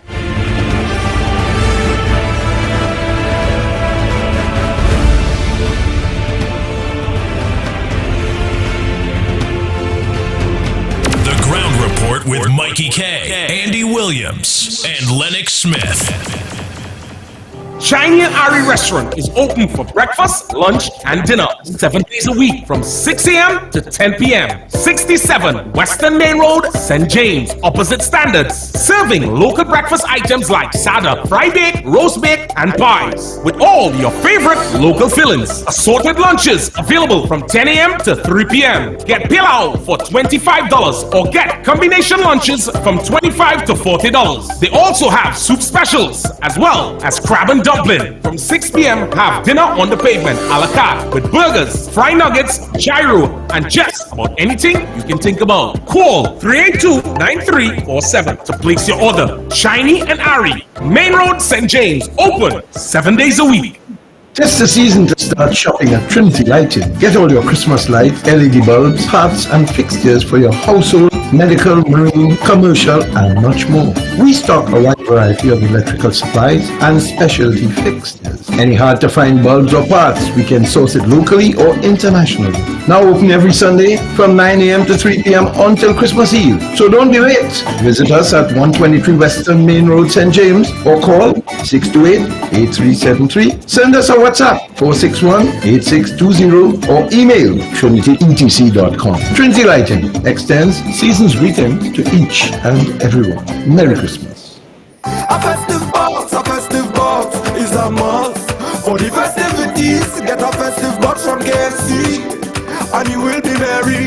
Christmas time when you're hustling, KFC have the perfect thing. A festive box, goodness to go. A delicious meal is on your mind, but you're running out of time. Check KFC and you're bound to find. This busy season, make sure to satisfy your hunger with a KFC Festive Box. That's 2 pieces of chicken, 2 regular sides, a biscuit, and a large drink for only $49.95. Get it now from KFC. The rainy season is here, so be weather smart and change your tires to handle the nation's wet roads. After all, you don't want to be the one to cause any accidents, do you? So why not check out Racetrack Wheels right now? They're the only one that gives you quality tires to hold the road properly. And to top it off, Racetrack Wheels carries all sizes of tires for all makes of vehicles. They are the sole distributors for Salem and Achilles tires. These tires carry a full manufactured warranty and is the #1 tire for comfort and performance in this rainy weather. We have the latest rims in all sizes, all at drastically low prices. We also do blank wheels that could be drilled to your vehicle specification. It's all about new technology and keeping ahead of the game. So hurry on down to Racetrack Wheels, 3 locations: 330 Eastern Main Road, Aruca, 82 Bethany Road, Bucco, Tobago, and 64th Southern Main Road, Chase Village, or call 285-9168. So my friend, take it from me and be weather smart this season and change your tires right now at Racetrack Wheels. Sheltech Electronics, Capital Plaza, 11 to 13 Frederick Street, Port of Spain. So you're looking for the best prices in gaming products? Come on down and visit Sheltech Electronics, the gamer's paradise. Get the latest PlayStation, Xbox, and Switch system, games and accessories, Apple Stream, Roblox cards available. Daily clearance items up to 70% off. Pre-order new releases and save 15%. Come on, visit us online at sheltechelectronics.com. Cash in on the bargain. Sheltech Electronics, 11 to 13 Frederick Street, Port of Spain. 627-3757. Cash in on those bargains now. Dashing through the snow on a 1-horse open sleigh. Wait, hold up. This should be driving through the land of sunny Trinidad with 104.7 Parang on Wheels Caravan. Parang Band, artist performances, live broadcast, and Santa. Join the 104.7 theme as we go to KFC branches in Sangre Grande, Arima, and Tunapuna. Don't miss it. We're on the road December 16th from 9 a.m. to 6 p.m. with a live Parang Band, giveaways, and toys for the kids. It's all about More FM 104.7 Parang on Wheels, December 16th. KFC Grande, KFC Arima, and KFC Tunapuna. We're coming. 104.7 is coming to town with Parang on Wheels. Tune into our on-air segments for more info on how you can contribute to our toy drive collection. Parang on Wheels is sponsored by Flow, KFC, and FCB. This holiday season, Flow is your trusted guide.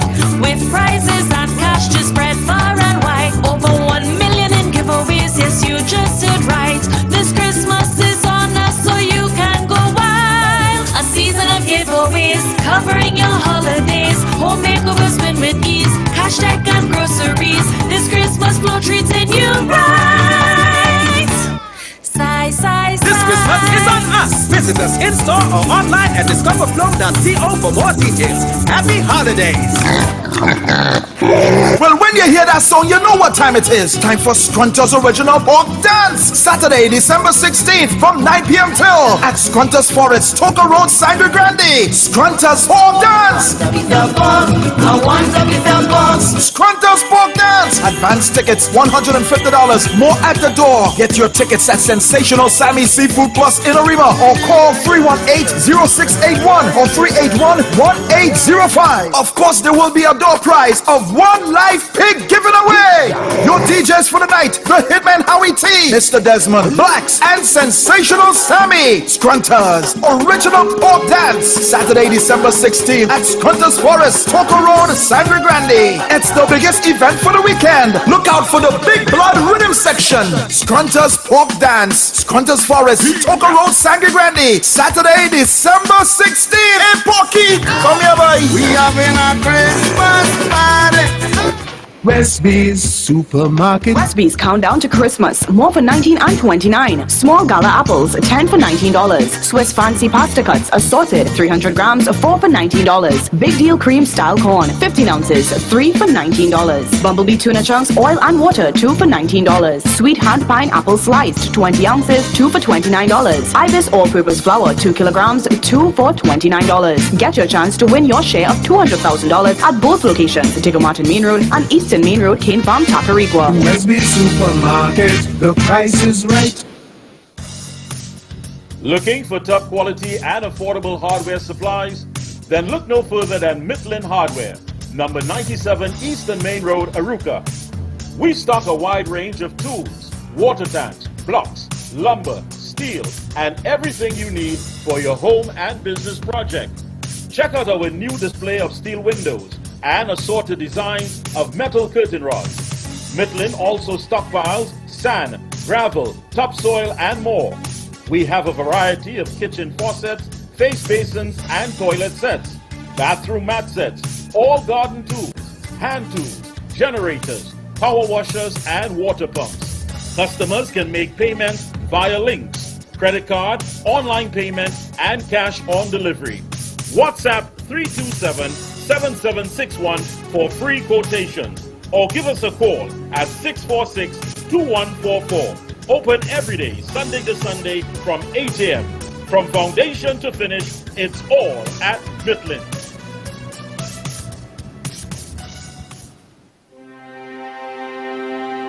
Are you stressed and worried by problems? Then meet Priest Santosh Ji. Priest is specialized in palm, face, photo, date of birth reading, and gives solutions to problems in marriage, relationship, love, business, job, health, and removes all black magic, negativity, bad luck permanently, and gives good luck and lifelong protection. Then call Priest Santosh Ji 384-3844. That's 384-3844. Pepe and Truckstop Family present the Pajama Reggae Cooler event at the Ratsetters Eco Resort Wallerfield. Play some music, reggae music. Yes, Boxing Night, December 26, 2023. The Pajama Reggae Cooler event featuring Marlon, Mr. Music, Team Aladdin, Sensational Sammy, Reese T, Beats by Robin, and Kevin Baker. With live performances by John Melody. It's a blessing to see people. Early bird tickets are priced at $150. Contact 329-9185-354-7523 or 230-9516. The Pajama Reggae Cooler event, Boxing Night. If you feel like you have me wrapped up around your little finger, you're wrong. December 26th at the Ratsetters Eco Resort. Access code Manners, Love, Respect. Powered by Awesome Sounds, M1047, the official station. Festive feast, a festive feast from KFC. Would make your Christmas merry. Share good moments with your family and friends. This bucket could make the season way better. With a taste that we love forever. Share the holidays together. Yeah, a festive feast, a festive feast. Make your Christmas complete. A festive feast, a festive feast. This Christmas with KFC. This Christmas, bring unique flavor to the table with a KFC Festive Feast bucket with 8 pieces of delicious chicken and 5 regular sides for only $139.95 from KFC. Deck the feet with joy this holiday. Taste the season of flow, festive giveaways. It's Switchmas season. Sign up for an everything plans from Flow or switch up your existing plans for chances to win over $1 million in cash and prizes. Win home makeovers, cash, groceries, and more. This Christmas is on us. Visit us in store or at discoverflow.co for more details. Promotion ends December 31st and is NLCB approved. This Christmas, it's more the merry at First Citizens. It's more the merry eyes, more the merry eyes, more the merry at First Citizens. For all your financial needs, First Citizens is the one you need. And if you really want to succeed, just come with us and take the lead. And getting pre-approved is a breeze. Help you finance new properties. We have loads of green energy. And you could win a new SUV or take a vacation. If you need a break, get more time, cash back and low rates. With First Citizens, all is yours. We're giving you more than Santa Claus. It's more the merry eyes, more the merry eyes, more the merry eyes, First Citizens.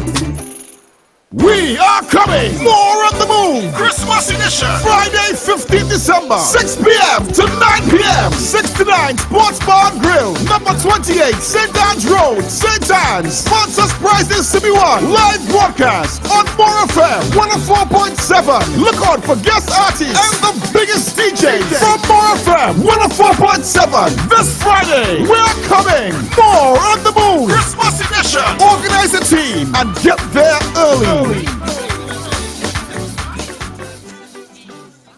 The Ground Report with Mikey K, Andy Williams, and Lennox Smith. The Ground Report, the Ground Report. The government of Trinidad and Tobago is not closing down Petrotrin. The Ground Report, the Ground Report. I would think that there's been very clear that all the employees of Petrotrin will exit the company. All. The Ground Report with Mikey K, Andy Williams, and Lennox Smith.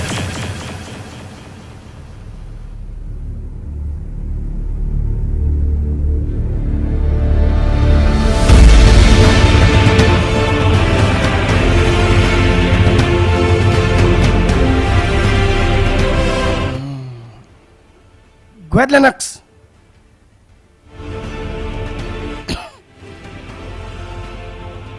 Yes, indeed. Of course, welcome back, of course, to all and sundry. We continue, of course, to take your calls while we look at matters. I was just looking during the break at what is expected or what is the protocol, frankly, in emergency situation. And there's something called a triage, TRIAGE, where, of course, you do registration, you do treatment, you do reevaluation, and you do and afterwards discharge. Because I find it incomprehensible that a person could remain in a casualty department, the emergency department of a hospital, which of course is designed to do exactly that, treat people, because you don't know, or the patient will not know, or most likely do not know what they are what they are inflicted with, particularly where you can't see. Of course, a wound is a different thing, but of course there is bleeding, and the extent to which the bleeding will take place will depend on the depth and where the wound would have been, of course, centered on the human body.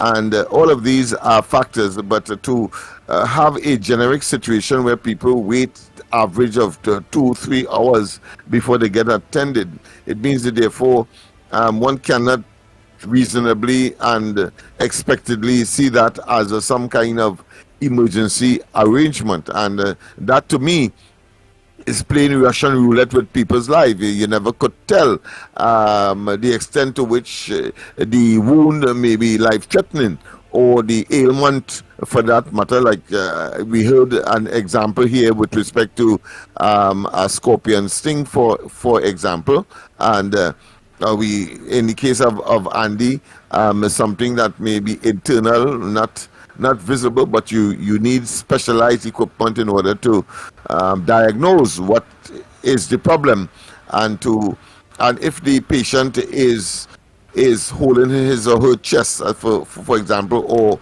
or the gut area of their body, the abdomen, the abdominal area, then it will require attention, especially, as I said, in an emergency situation. Not that you are outpatient, meaning that you were seen and you are on the way to recovery, or you are taking medication to eventually recover and be nursed back to good health.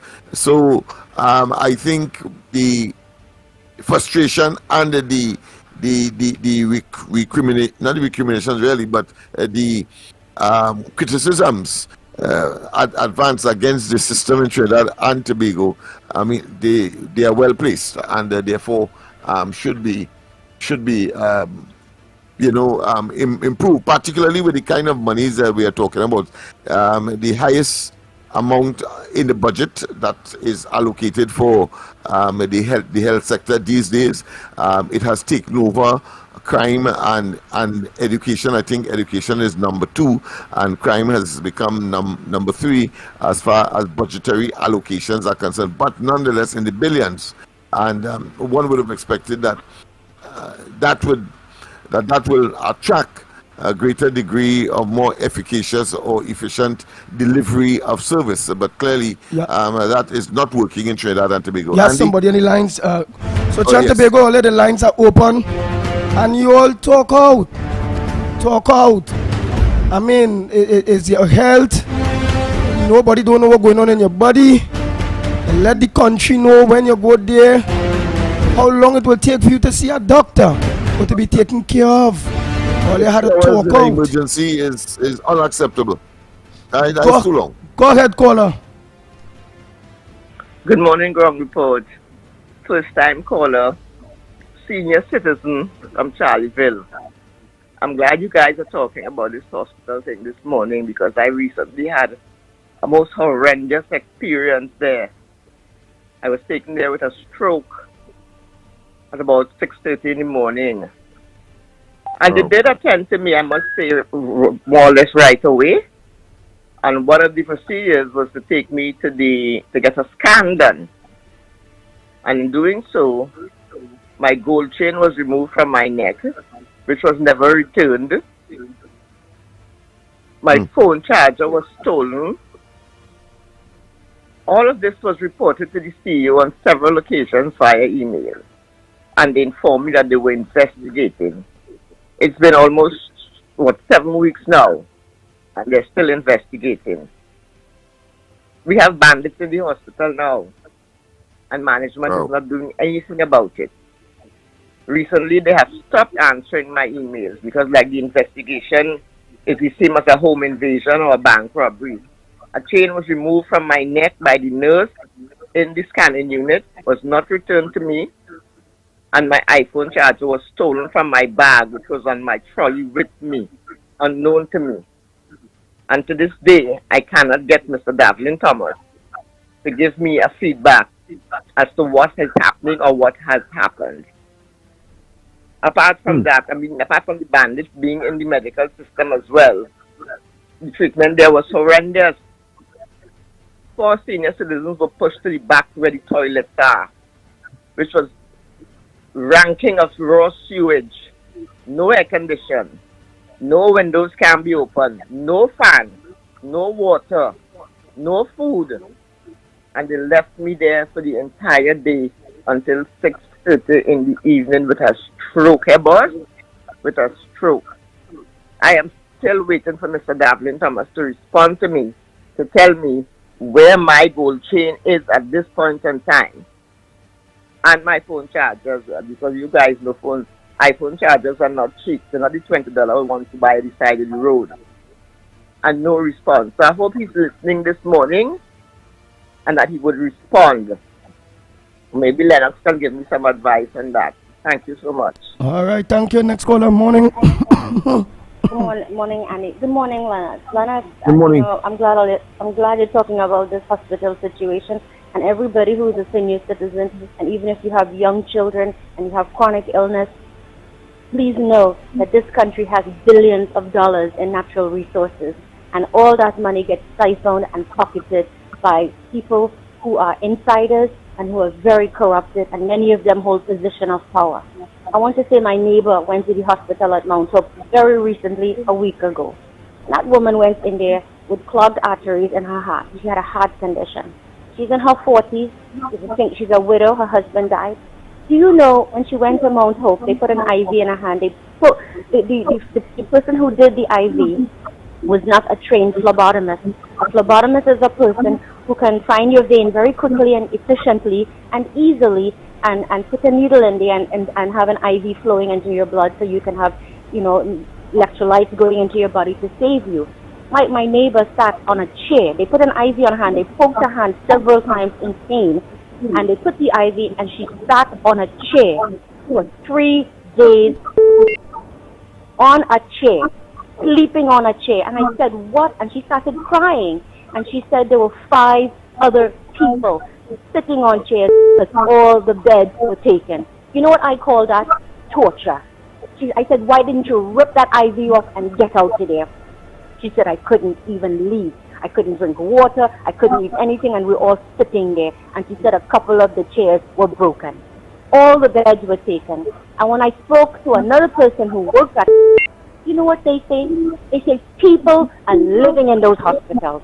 All those beds are housing people who have no family to pick them up, and they just live in there for free. Thank you. Next caller. A pleasant good morning. Let's take the calls short and sweet. Go ahead. Morning, Andy. Pleasant good morning to you. Yeah, I call him from Tobago. Tell Mr. Lennox I said morning and Cup and Mr. Mikey. The lady that said the thief she gold chain, she know the nurse who take the gold chain off she neck. Well, she listening, but what she could do to get? Well, if she know the person who take off the gold chain, because when you're doing scan, they just take off these things so that the machine will be able to function properly. So if she get to know the the person who take off the gold chain from her neck name, she will be able to deal with that person. And you have many ways to deal with them kind of people. So when you see they steal a thing, I can't explain that on the phone. All right.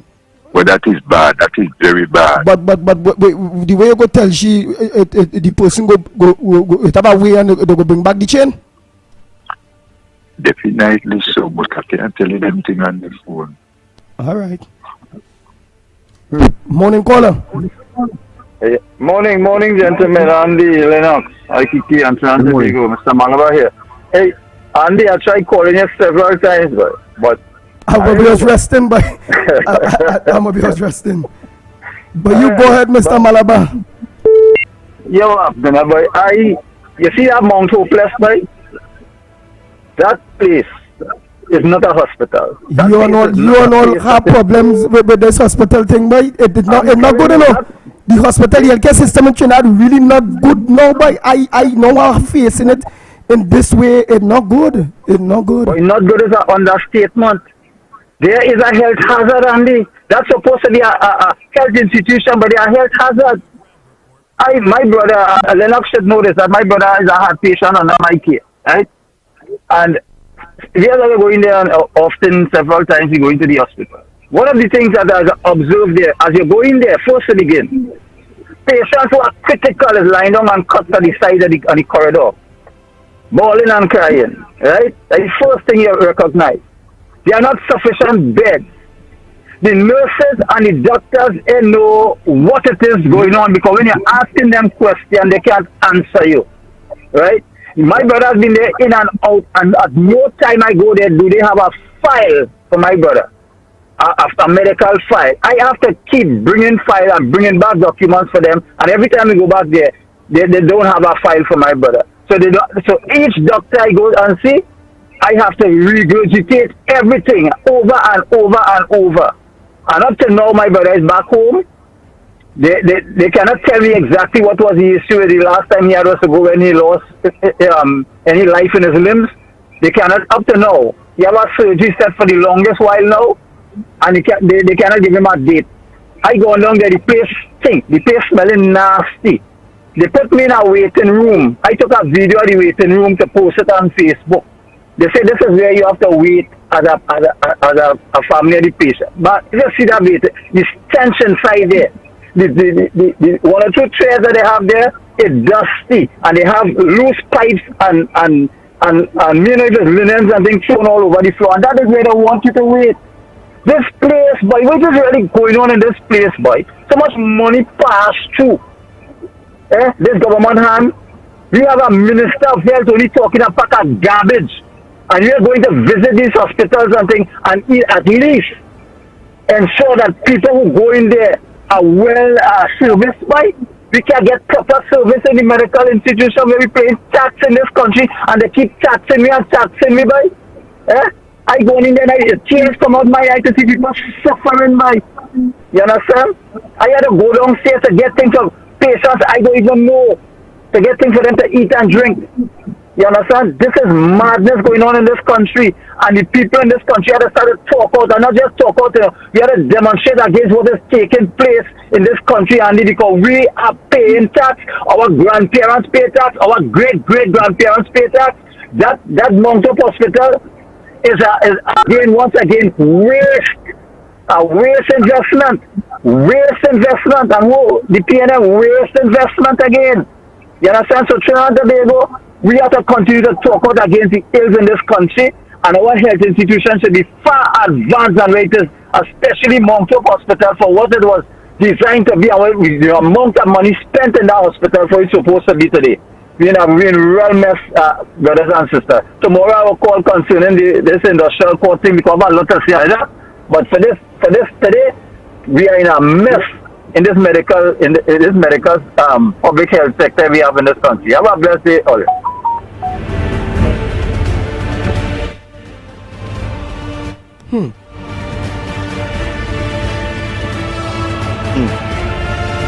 It's bad. Morning. Hello, morning. Andy, Freeport. Go ahead, Mr. Freeport. Well, my pressure was low, or you raised it this morning. You see that healthcare system what you're talking about? I could give all you a history.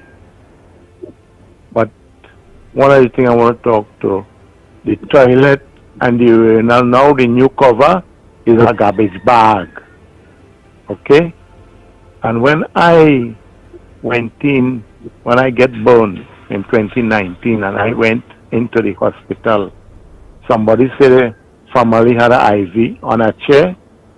I started to lose my toe on a chair for a couple days. And when one time I went, I think, to do a blood test, and they passed with the lunch, the breakfast. When I came back, I tell the nurse, I said, nurse, I didn't get anything.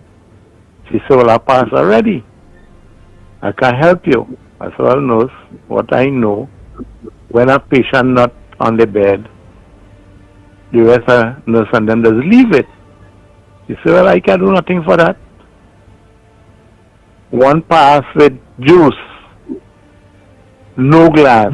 So I said, nurse, how we going to get the juice? That is not my problem. A guy had a bottle. He emptied the water bottle to take the juice. You know, another nurse come and quarreling. Don't give them no juice in no bottle. I said, well, Miss, if all you don't have glass and cup, what we would do? That gone. When they went to amputate my foot, you talk about pressure. After they amputate my foot, no painkiller. About 9 o'clock in the night, pain. When you talk about pain, I can't take the pain. And nurse come and tell me, mister, you're making noise, people want to sleep. I said, nurse, well, I want to sleep too, you know. And I having pain and I can't sleep. She said, okay, I'll go in and check your record and see what painkiller. She come back and tell me, they didn't left no painkiller to give you, no instruction what to do. So she going to call a doctor. And I want to tell all you one thing, anywhere I go, Freeport, Cuba, San Fernando New and Old Hospital, when I having problem, they must know I is a supporter of the ground report. They must know that. And just let everybody know. And from the time you hear my mouth in the hospital, is somebody giving problem. They don't care for people like we. They don't care. It have the good ones, but in the minority. I talking from experience here. Once I was in the hospital and I asked a nurse, that is when I was in a coma and I was just recovering. I can't move. To say, well, I could come down and go by the pipe or whatever. Nurse, you could give me some water, please? Here, the nurse. You feel you have a water truck bringing water here for we? I said, nurse, let me tell you something. If I was capable of moving, the things I would have tell you in this hospital, you would have never come back to watch this ward. I say, all you've been paid to assist, to take care of sick people, and all you're getting on like hog. And that has happened all about Andy, all about in government services. These people who want to look after poor people like me and others feel that we shouldn't be there. We shouldn't be there. Social welfare give me the same problem. And let me talk about some UNC people. Andy, you have exact 30 minutes again. Remember, I have a lot of other people to miss a report. But you go ahead, make that next contribution short and sweet, so we'll get some others. Go ahead. One. All right, you was by me last week. You see the condition by me. You see everything, and you ask me some question. Right? You even ask me if the corporation give me the material. I say no, my son buy. You know, it's my grandson, and next the neighbor grandson was fixing road, and watch where the MP office is. And that man never come by my house after the fire, after the death. I want to thank Anil Baliram. Although we had a little bacchanal, he still came after the fire, and he came for the funeral. So I'll leave it at there for now. All right, thank you very much. Somebody sent a thing here. Good morning, Andy. Ground report, Lennox. All right, I'm from Aruka, but she said her name. I'll just say the last Simmons from Aruka. I felt like giving up. Let's see what it's about. But you all give me hope. I'm a single parent of 2 children. I'm not working for about 3 months now, as well as my children attendance in school. Wow, so it means 3 months now her children attendance in school. They haven't really been going to school, and she haven't been working about that. Obviously, if they don't go to school, she had that money to send them to school. Still seeking, right? She's still seeking, but it's hard. Still seeking a job, just like everybody else love is seeking a job. My children's father is owing over 30,000 in court. Well, girl, your children's father, it don't work for he to think unless he might be able to pay that 30,000 cock tax, but he got to go rob, thief, find an opportunity, but they really have none out there. But again, he's supposed to mind the damn children, right? But again, we understand. So that's why that's my children's father is owing boom, boom, boom, boom. That's a runaround. Yeah, that's a runaround to get. So I went to social welfare seeking some assistance with the paper the court had signed, right? This heartless woman, Miss Rampasad, turned me down. She told me I have to wait until my children's father pay the court. I don't know what to do again. Please help me, at least for them children to go back to school. I don't want my children to be delinquents. Please help me. Yes, sir. Right, so when you go to Samaritan over there, this lady just needs some help. She don't want her kids to end up delinquents, and she's trying everything in her book. Even the good Samaritans say they need help. Jesus Christ. Mikey, morning to you. Go ahead, partner. Morning to you, my brother Andy Pitbull Williams. Morning to you, Lennox Smith. And to all our avid listeners, good morning.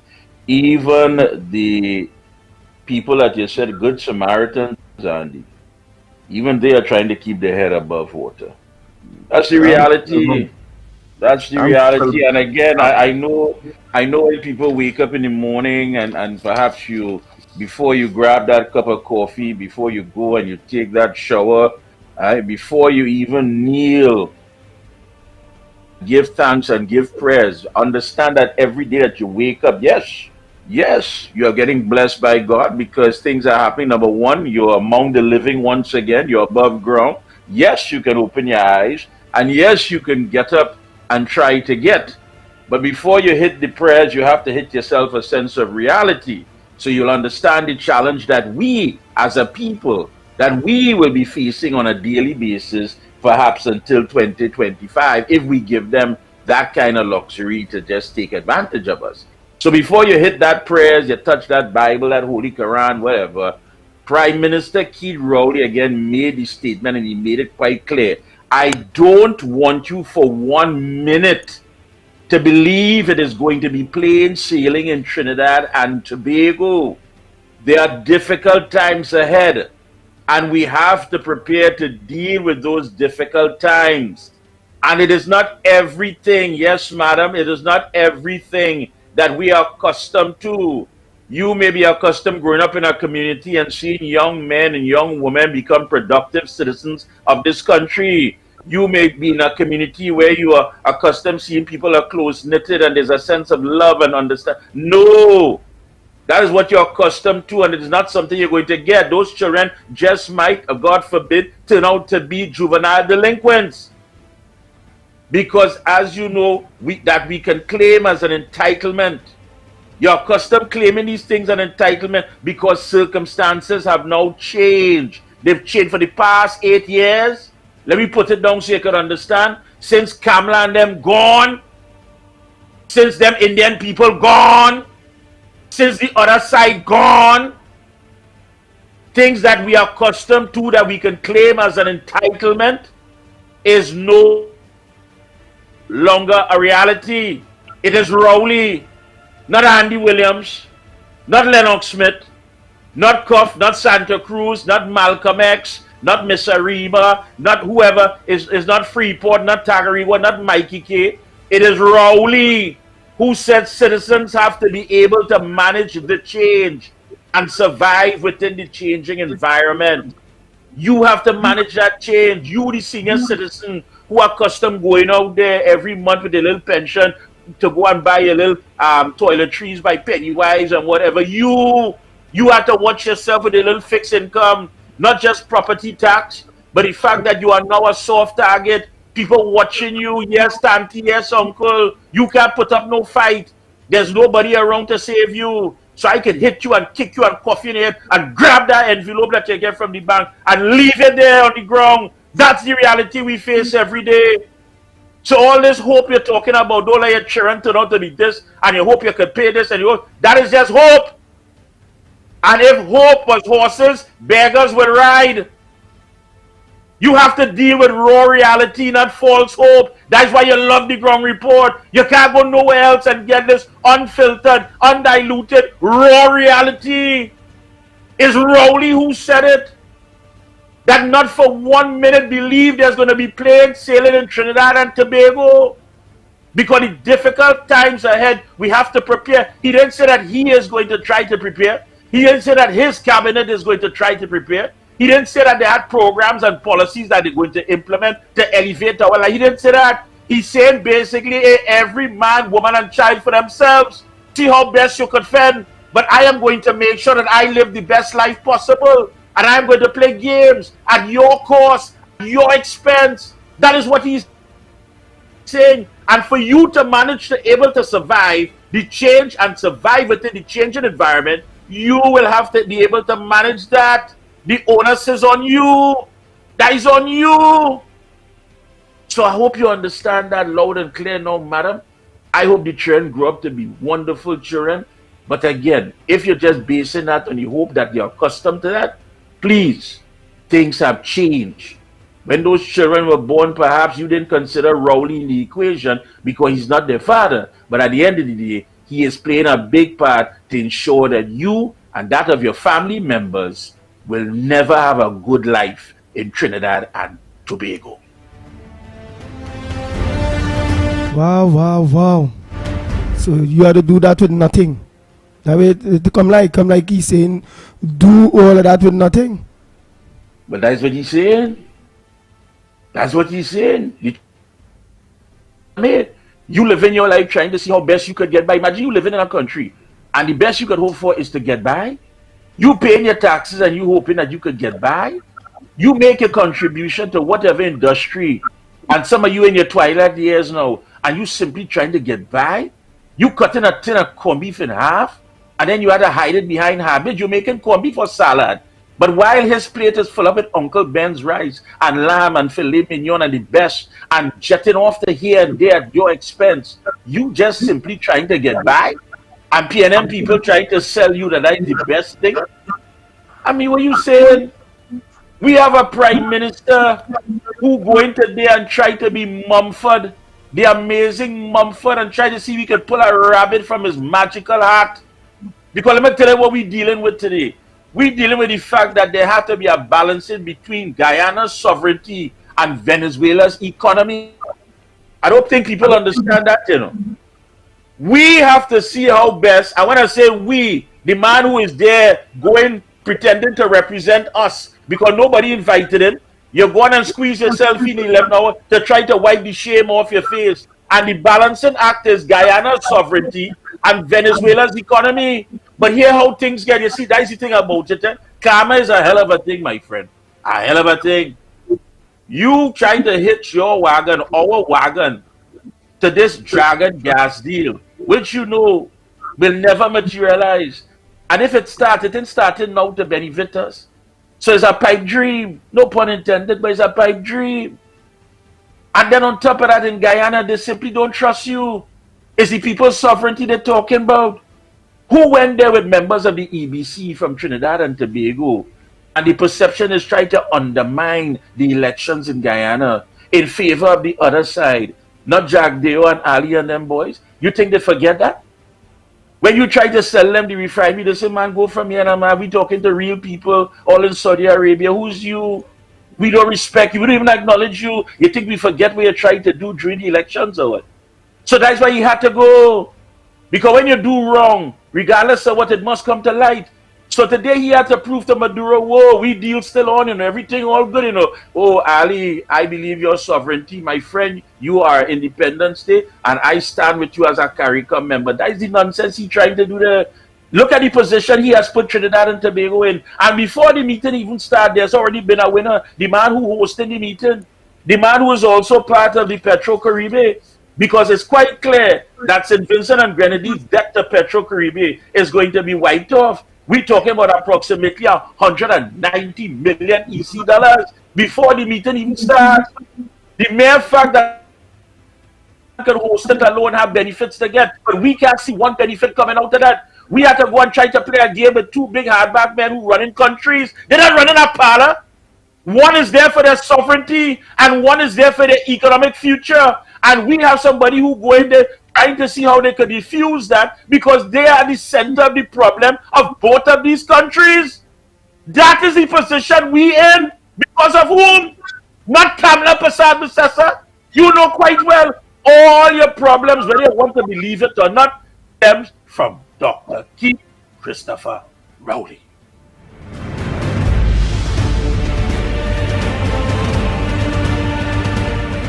More FM 4.7.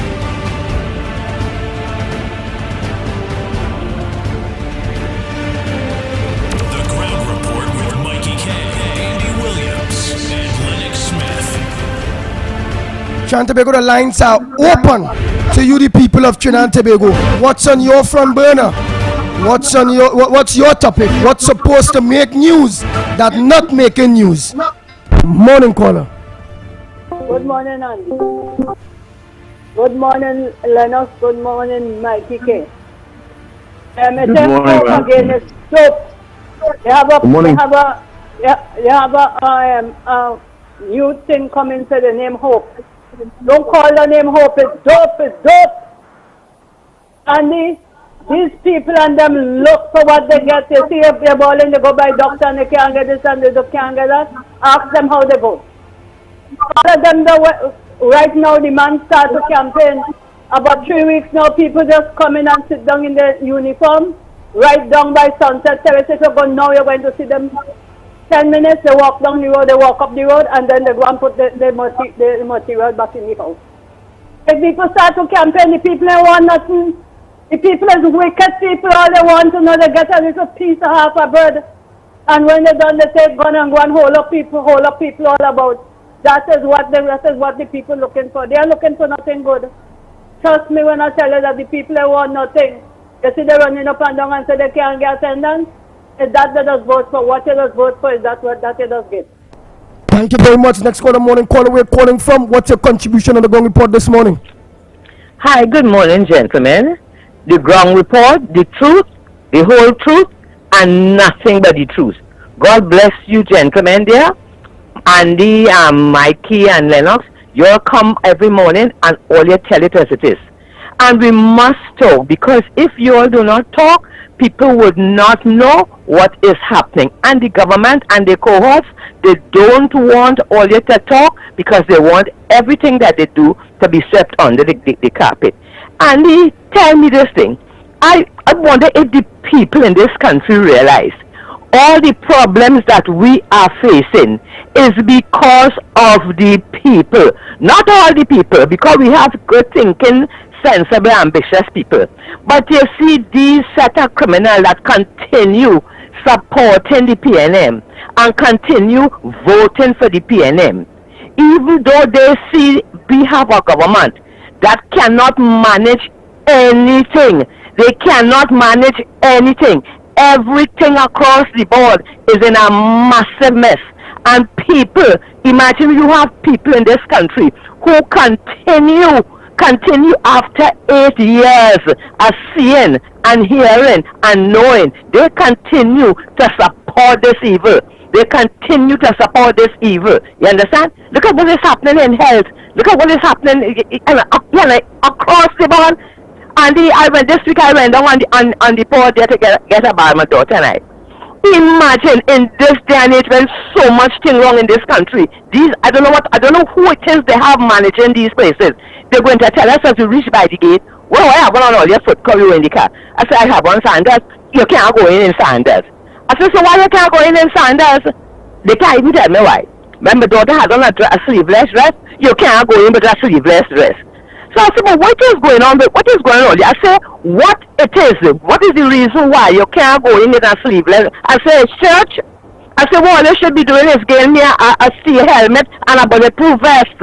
Instead of talking about strictness about sandals, because all where you go now, you could get a bullet and you could get killed. So if all they so want to manage something, that's all they should be managing, protecting the people. You understand? And the people are seeing this, Andy, day after day, all across the board. Another friend of mine, Andy, let me tell you now, this country is in a mess, you know.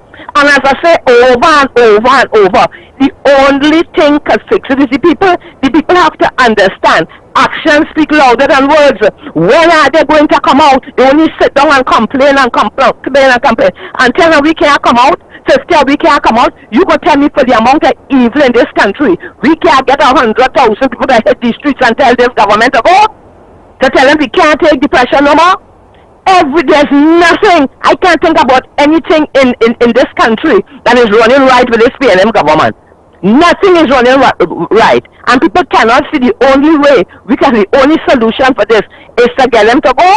When are they going to wake up? We tell them the same thing over and over. But the Ground Report and all the callers, we can call, they keep on talking. So we will know, they will know that we know all that is going on and they are not fooling anybody.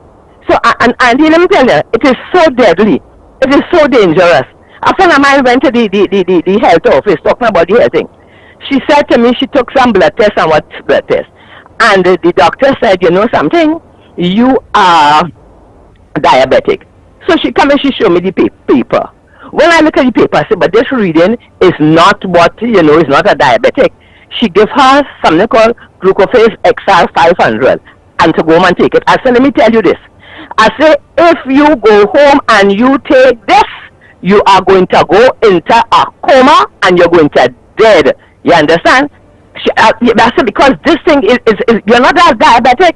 She said, oh God, you know. I said, well, you know something, go by a doctor and find out. Yeah, up to now, like months ago, the one taking the sugar and she's not diabetic. People, all you have to vote for all your own best interests. People, all you have to get rid of this government. If all you want things to change in this country, all you have to get rid of the PLM. Come in election for the mess, the lies, the corruption, the control, the evil, the wickedness, the sinfulness, the lawlessness that this government going on with. As far as I'm concerned, the results for the next election should be 41-0 in favor of the ULC. Because they are a government that perform. We want a government that will take care of the country and the people of the country and fix the things in the country. Of course, the people that get up and help themselves. But here now, all you intend to go on, sir? Every day getting worse around you and then don't kill. You can't see that? Or you have no ambition, no self-respect, no love for all yourself. Look now, and let me tell you now, people they say sometimes that Mr. Tanapuna is talk wrong and even Miss Woodbrook is talk wrong. But let me tell all you this, the amount of evil, the amount of wickedness, the amount of sinfulness, the amount of negativity, the amount of issues in this country. One person could talk out the whole program and we still wouldn't stay the evil that goes on in this country. And we will be hoping that the people will just listen and somehow it will register on the brain that we the people, how much time you have to tell all of that, have to fix it. Or nobody, you can't see for yourself. You can't see for yourself, you're suffering. Look at a couple of days before Christmas. Yeah, I even see nothing like Christmas away. People have no money. People have no this. People have no that. Why? Because of bad governance. Because of the PNM. And all you don't want to fix it?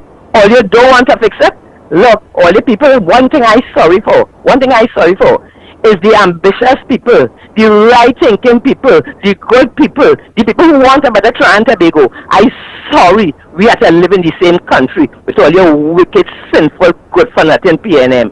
Blessings, gentlemen. Oh boy. But Mikey, we gonna still give the number because the lady sent a message saying, well, she heard that woman well crying and thing. She said, but she understand what you're saying.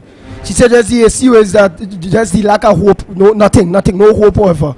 But anybody willing to help the? No, but honestly, give out the number. No, don't get me wrong. Yeah. No, she support. She said, boy, I support what Mikey said. Good Samaritans need to. Even the good Samaritans right now are drowning and trying to get their head above water.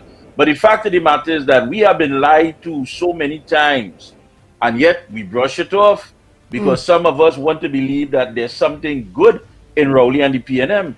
But the one time or the few times that he told us the truth, we have to be able to look at it for what it is. It's the truth. Things have changed. You're on your own. Nothing has been better. Come on your own life. People going around say they're going to be that until they die. And when you ask them, well, what good changes have come to you, they can't mention not one. You had Mr. Lahokita at one point saying, just tell me one good thing that they have done for the people of this country. One good thing, and he would donate something to this 2,000. He said you go get him 2,000. Anybody could tell him one good thing that the PNM have done for the country in the past 8 years, getting $2,000. And he still had $2,000. That's right. So, madam, I just want to be honest with you. You could go some other program and they go tell you different, Oh, God, when you call this one, you call and have you doing the old run around. But at the end of it all, the reality is, hey, things have changed. And your responsibility is on you. Nothing has been mentioned as far as a program or policy that is going to help us, It helping friends, it helping family, it helping them, and most importantly, it helping finances. She said her tears have nothing to do. It's not nothing to do with you personally. It was the reality in all what you are saying and all what she are facing is just tears as what you said. We all on we own. So trying to make anybody. She's Give out the number. Give out the number, man. 330 8474 Trinidad and Tobago. Anybody any good Samaritan that catching the tail right now, which is everybody at this point in time, and they can give a little assistance to this lady for her kids not to end up any delinquents. Obviously school closed, it no school now. If they go, school had to open back, and obviously school had to open back, them kids had to go to school. So the lady number is 330 8474. Again, 330 8474.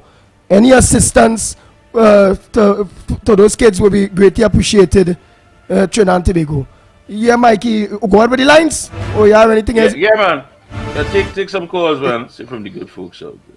Morning caller. Andy, I just want to deliver a simple message.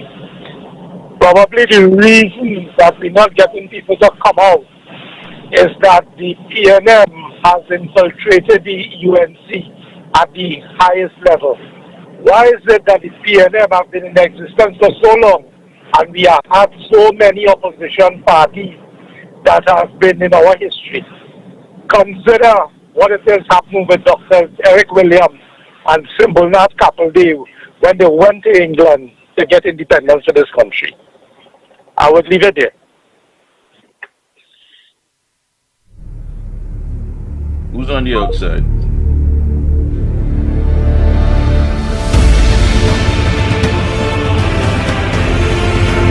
Morning caller, we're calling from. What's your contribution on the Ground Report this morning? Good morning to you all. Great program as usual, and season greetings to you and your staff with blessings from the Almighty. But I want the caller and Trinidad and Tobago and the world to listen to what I'm saying. All that happening in Guyana, Idi Amin's second brother Rowley is behind all of it. And let me explain. Citizens are sensible, you all are sensible and knowledgeable too. When Patrick Manning made a statement, he called Petrotrin Petrosing, meaning that it had too much Indians in Petrotrin. But at that time was only 20% Indians in Petrotrin. Anyway, Idi Amin's second brother put the nail in the coffin. He closed down Petrotrin because of that. Now, in Guyana, everybody is going to Guyana to invest.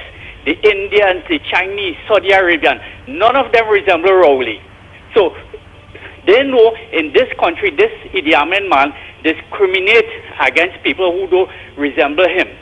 So he vexed that they're going Guyana to invest.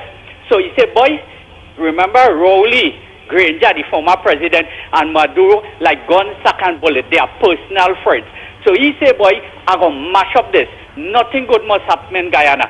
He incited all of what's happening in Guyana. So watch him sung by the Guyanese president with his face long and looking innocent, but he behind all that. And today, the meeting he going in, he will ensure and want nothing good to come out of it. The Ground Report, God bless you all and keep up the good work in trying to make this country a better place by educating the citizens. Thank you. Thank you very much. Morning caller, where you calling from? Morning, Jagarigo. I can bet anybody that meeting Rowley and Stuart Young and the next one going, they would abstain if they don't want to vote against Guyana.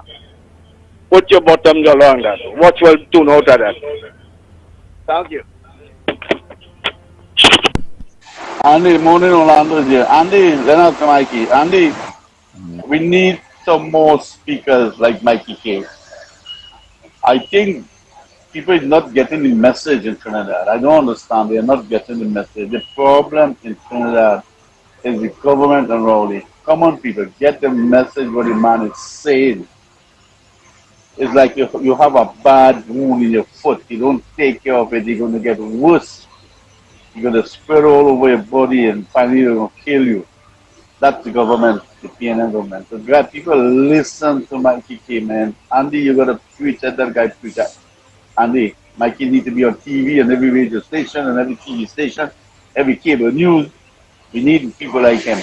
Talk to you later. Locked out. Morning team, morning Trinidad and Tobago. You want to see how fast the healthcare service could fix? Use referendum and put in the rule. All public officials, all public servants must use the public healthcare system. You want to see how fast that will fix? That's the way to go. No use of private medical services.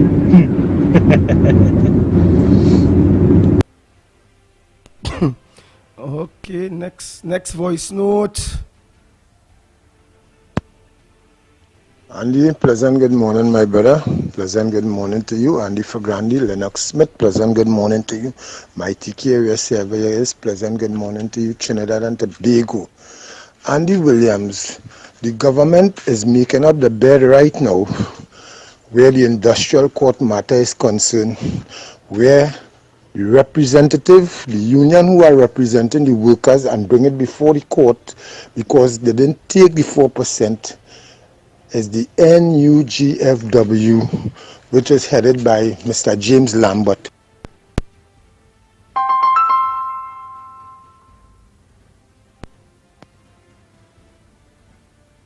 But 12 of those corporations is headed by Mr. Lambert, who represents. Alright, let me just take this call here and then we'll continue the voice notes. Go ahead, caller. Morning, caller. Where are you calling from? What's your contribution on the Ground Report this morning? Morning, Andy. Morning, Lennox. Morning, Kof. And morning, Mikey K. You know, Andy, what I want to say. Morning. Go ahead. What I want to say is that there's a very heavy dark cloud hanging over Trinidad. And the person who created that dark cloud is Rowley. Until the people don't get rid of Rowley, that blight and that dark cloud that's hanging over Trinidad will never go. So people, you all get up. That man is a blight. Because when a person dealing in Obia, that Obia come back to haunt the country and the people. And that is what is happening in Trinidad. Nothing is going right in Trinidad. Everything is going in the wrong direction. Rowley is lying so much to the population, and yet there are certain people that believe him. You know, and people have to get up, they have to open their eyes, watch in the morning and see how dark the place is. And get rid of that dark cloud, get rid of Rowley. He's the blight in the place. You know, until the people don't get rid of him, that Trinidad will never go in a good direction. You know, and every day it's getting worse. You know, look at Christmas time, people don't have food to eat. People don't have a job, they don't have money. Anyway, Andy, you take care and have a good day, bye. All right, Mr. Ramnarayan. Thank you, my friend. Yeah, Mr. Ramnarayan. Wow. And it's true. Morning to the Ground Report crew. You don't find it strange that after 2 weeks of getting the report of the 4 divers, the president moved the one judge that will bring justice for the people and them? You don't find it strange? A lot of things are strange. I think Mr. Carnage was talking about that same industrial matter in his voice note. Yes, let's finish off Mr. Carnage. Yeah, it's only fair that we finish off his voice note there. Wow. I'm going to find back that there quick. Mr. Carnage, man. Nice. Crew. You don't find it strange? Oh, not that at all. Representing the workers, UGFW, which is headed by Mr. James Lambert. 12 of those corporations is headed by Mr. Lambert, who representing the workers. As a result of that, they right now are preparing themselves because the case on that matter will be calling on the 24th of January next month, which is 2024. So a decision whether they will get the 9% or whatsoever will take place. So as a result of that, the government now is preparing themselves for the 24th of next month. So hoping that they will put the dirty hand in all what they have to do and the workers will end up with nothing. You understand? That is what they're trying to do. They're trying to win the case, so workers will end up with nothing, and they will say that workers didn't, the union didn't receive the 4% for the workers, so as a result of that, nothing for the workers. So I will just listen for now, and I wish you all the best, right, brothers? Take it easy. Locked on and listen. Yeah, brother Carnage, man. Oh boy, Yeah. Mr. X is I hope already in the people are building, looking. Mr. X is already in the building, but we still have We have about 7 6 minutes. or so. minutes. Yeah. 6 minutes to go there. So morning to you, X, and everyone. Mr. Carnage, you understand what the people are saying? There's so much things to keep an eye on. So many things, and again, today is definitely a serious balancing act because we have found ourselves in a very awkward position. Very boy. These two countries, one is dealing with their sovereignty, the protection of their sovereignty and their rights, and the other is talking about dealing with, of course, the stability of their economy, resources, drilling, oil, you name it. But where do we fit into all of this? But look at our next small country talking good. Look, and Ralph Gonzalez at the end of the day, he ain't talking none, but he gonna still look better than Trinidad and Tobago. Exactly. And will have because say he with stepped both in. countries, yeah. Yeah, because Andy, he displayed a bureaucratic leadership style. It's called a bureaucratic leadership style. That's when you have leadership is focused on minimizing risk by following the established protocols and guidelines. Not just standing up there acting like a dummy and saying, well, you know, carry cover. No! You have to establish clear structures, rules, and processes that will promote efficiency, consistency, and order within any organization. I mean, look at it. If you can't even run the PNM as it is, look at Marlene. Look at the kind of suffering and things she went through. Who put her through that? You knew about all the red flags. You knew about all the allegations. But who still allowed her to go as part of the screening process? Who really destroyed Marlene? Think about it. And Dr. Ralph Gonzalez is showing that bureaucratic leadership style. And that is why he's saying, listen, this thing is agreements already made between Venezuela and St. Vincent and the Grenadines and other participating OECS countries receiving a 50% relief on the remaining debt, 190 million EC written off. And whatever still you're owing on the back there, 50% of that has been cut. And they're reviving the Petro-Caribe program and donations of 150 prefabricated houses. Look, Gonzalez, we sending houses to you, give out to your people. They're sending asphalt, and they're sending things for road repairs, and they're sending accessories and equipment for farmers. All of that, Gonzalez, and the St. Vincent and Grenadine people are going to benefit from. But what we benefiting from? You know this fella, this St. Vincent man, Mr. Gonzalez, showing me that we Prime Minister, always he's a girl. He's a real, in the ghetto, when man weak and stupid so, and vulnerable so, and dumb so, we just call them big girls, boy. We Prime Minister Rowley's a big girl. Understand? He's a girl. Andy, let me tell you something. Let's look at the psyche of these two gentlemen. Let's just throw something out here. Because we're asking questions and we're setting scenarios. Now, these two men are sitting there, mediating, talking, open discussion. Ballhead walks in. President Ali looks across. Perhaps he looks at him and says, were you coming here to talk about Guyana sovereignty? Like, you forget the elections or what? You forget who you was backing or what?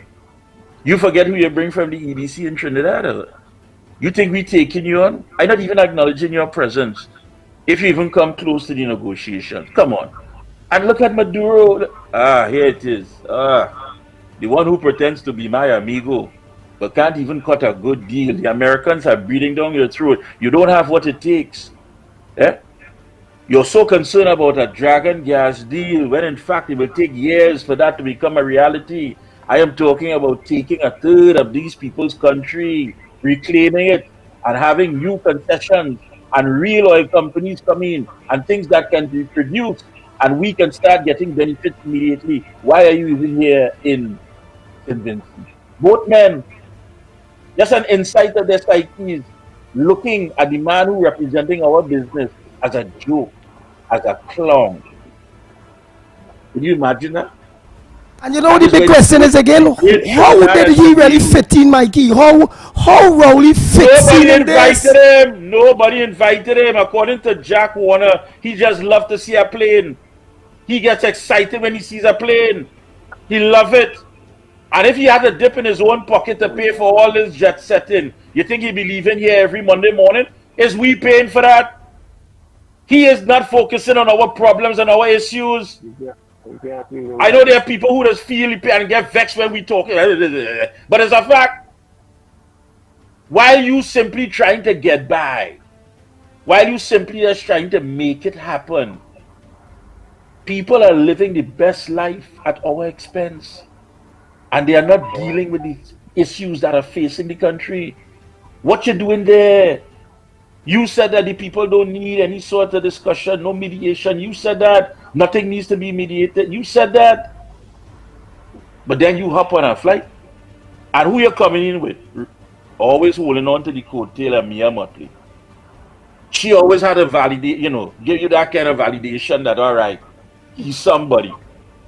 Always had to hold on to the coattail. You flying in just at the same time with the Mia Mottley is more man than Rowley. Rowley's a girl. Who's all laughing in the background, boy? I hear somebody, Yeah, I know it's one of them. Hey, listen, somebody on the line? Somebody there? Go ahead, short and sweet. Sorry about that. Oh, shucks. No problem, man. I enjoy it all, Get Mr. Malamaya, let me tell you something. If the undecided, those who so-called on the fence, are still listening to this program every day, the UNC will win this election for sure, Because all you're bringing the facts to this country, man. All you're opening the eyes of the people. You understand? But let me just say something quick. Right? Sorry about that. Today's Friday. What today is Thursday? Today's Thursday or Friday, boy? Today. Thursday and the Tuesday. Oh, but hey, it's 9 o'clock all here. It's 9 o'clock. Mikey, you go ahead now. Wrap it up. Mr. X is in the building. Mr. X, Robert Amar, coming up next, take you through the mid-morning session. And, of course, later on tonight at 8 o'clock, our very own Lennox Smith Corridor Transformation. And last night's, of course, Observer. The video is already out, so if you need them, please just hit me up, 494-0938, and I can send you all the interviews via WhatsApp. Folks, we are out of here. Stay safe and keep an eye on St. Vincent. Don't forget Lennox Smith. And then, let me say a pleasant good morning to Miss Amaru. Mrs. Amaru, good morning to you. Yeah, well, good morning to everyone. So we are out of here, folks. Be safe.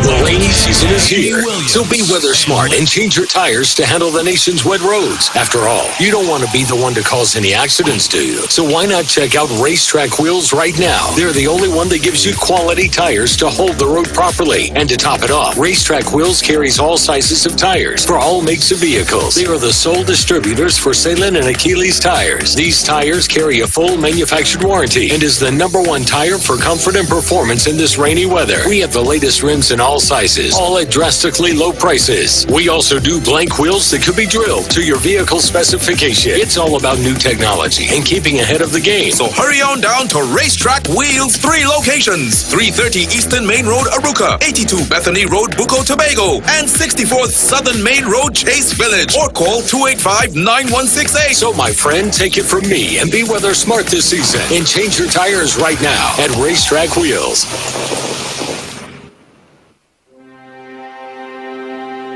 Are you stressed and worried by problems? Then meet Priest Santosh Ji. Priest is specialized in palm, face, photo, date of birth reading, and gives solutions to problems in marriage, relationship, love, business, job, health, and removes all black magic, negativity, bad luck permanently, and gives good luck and lifelong protection. Then call Priest Santosh Ji, 384-3844.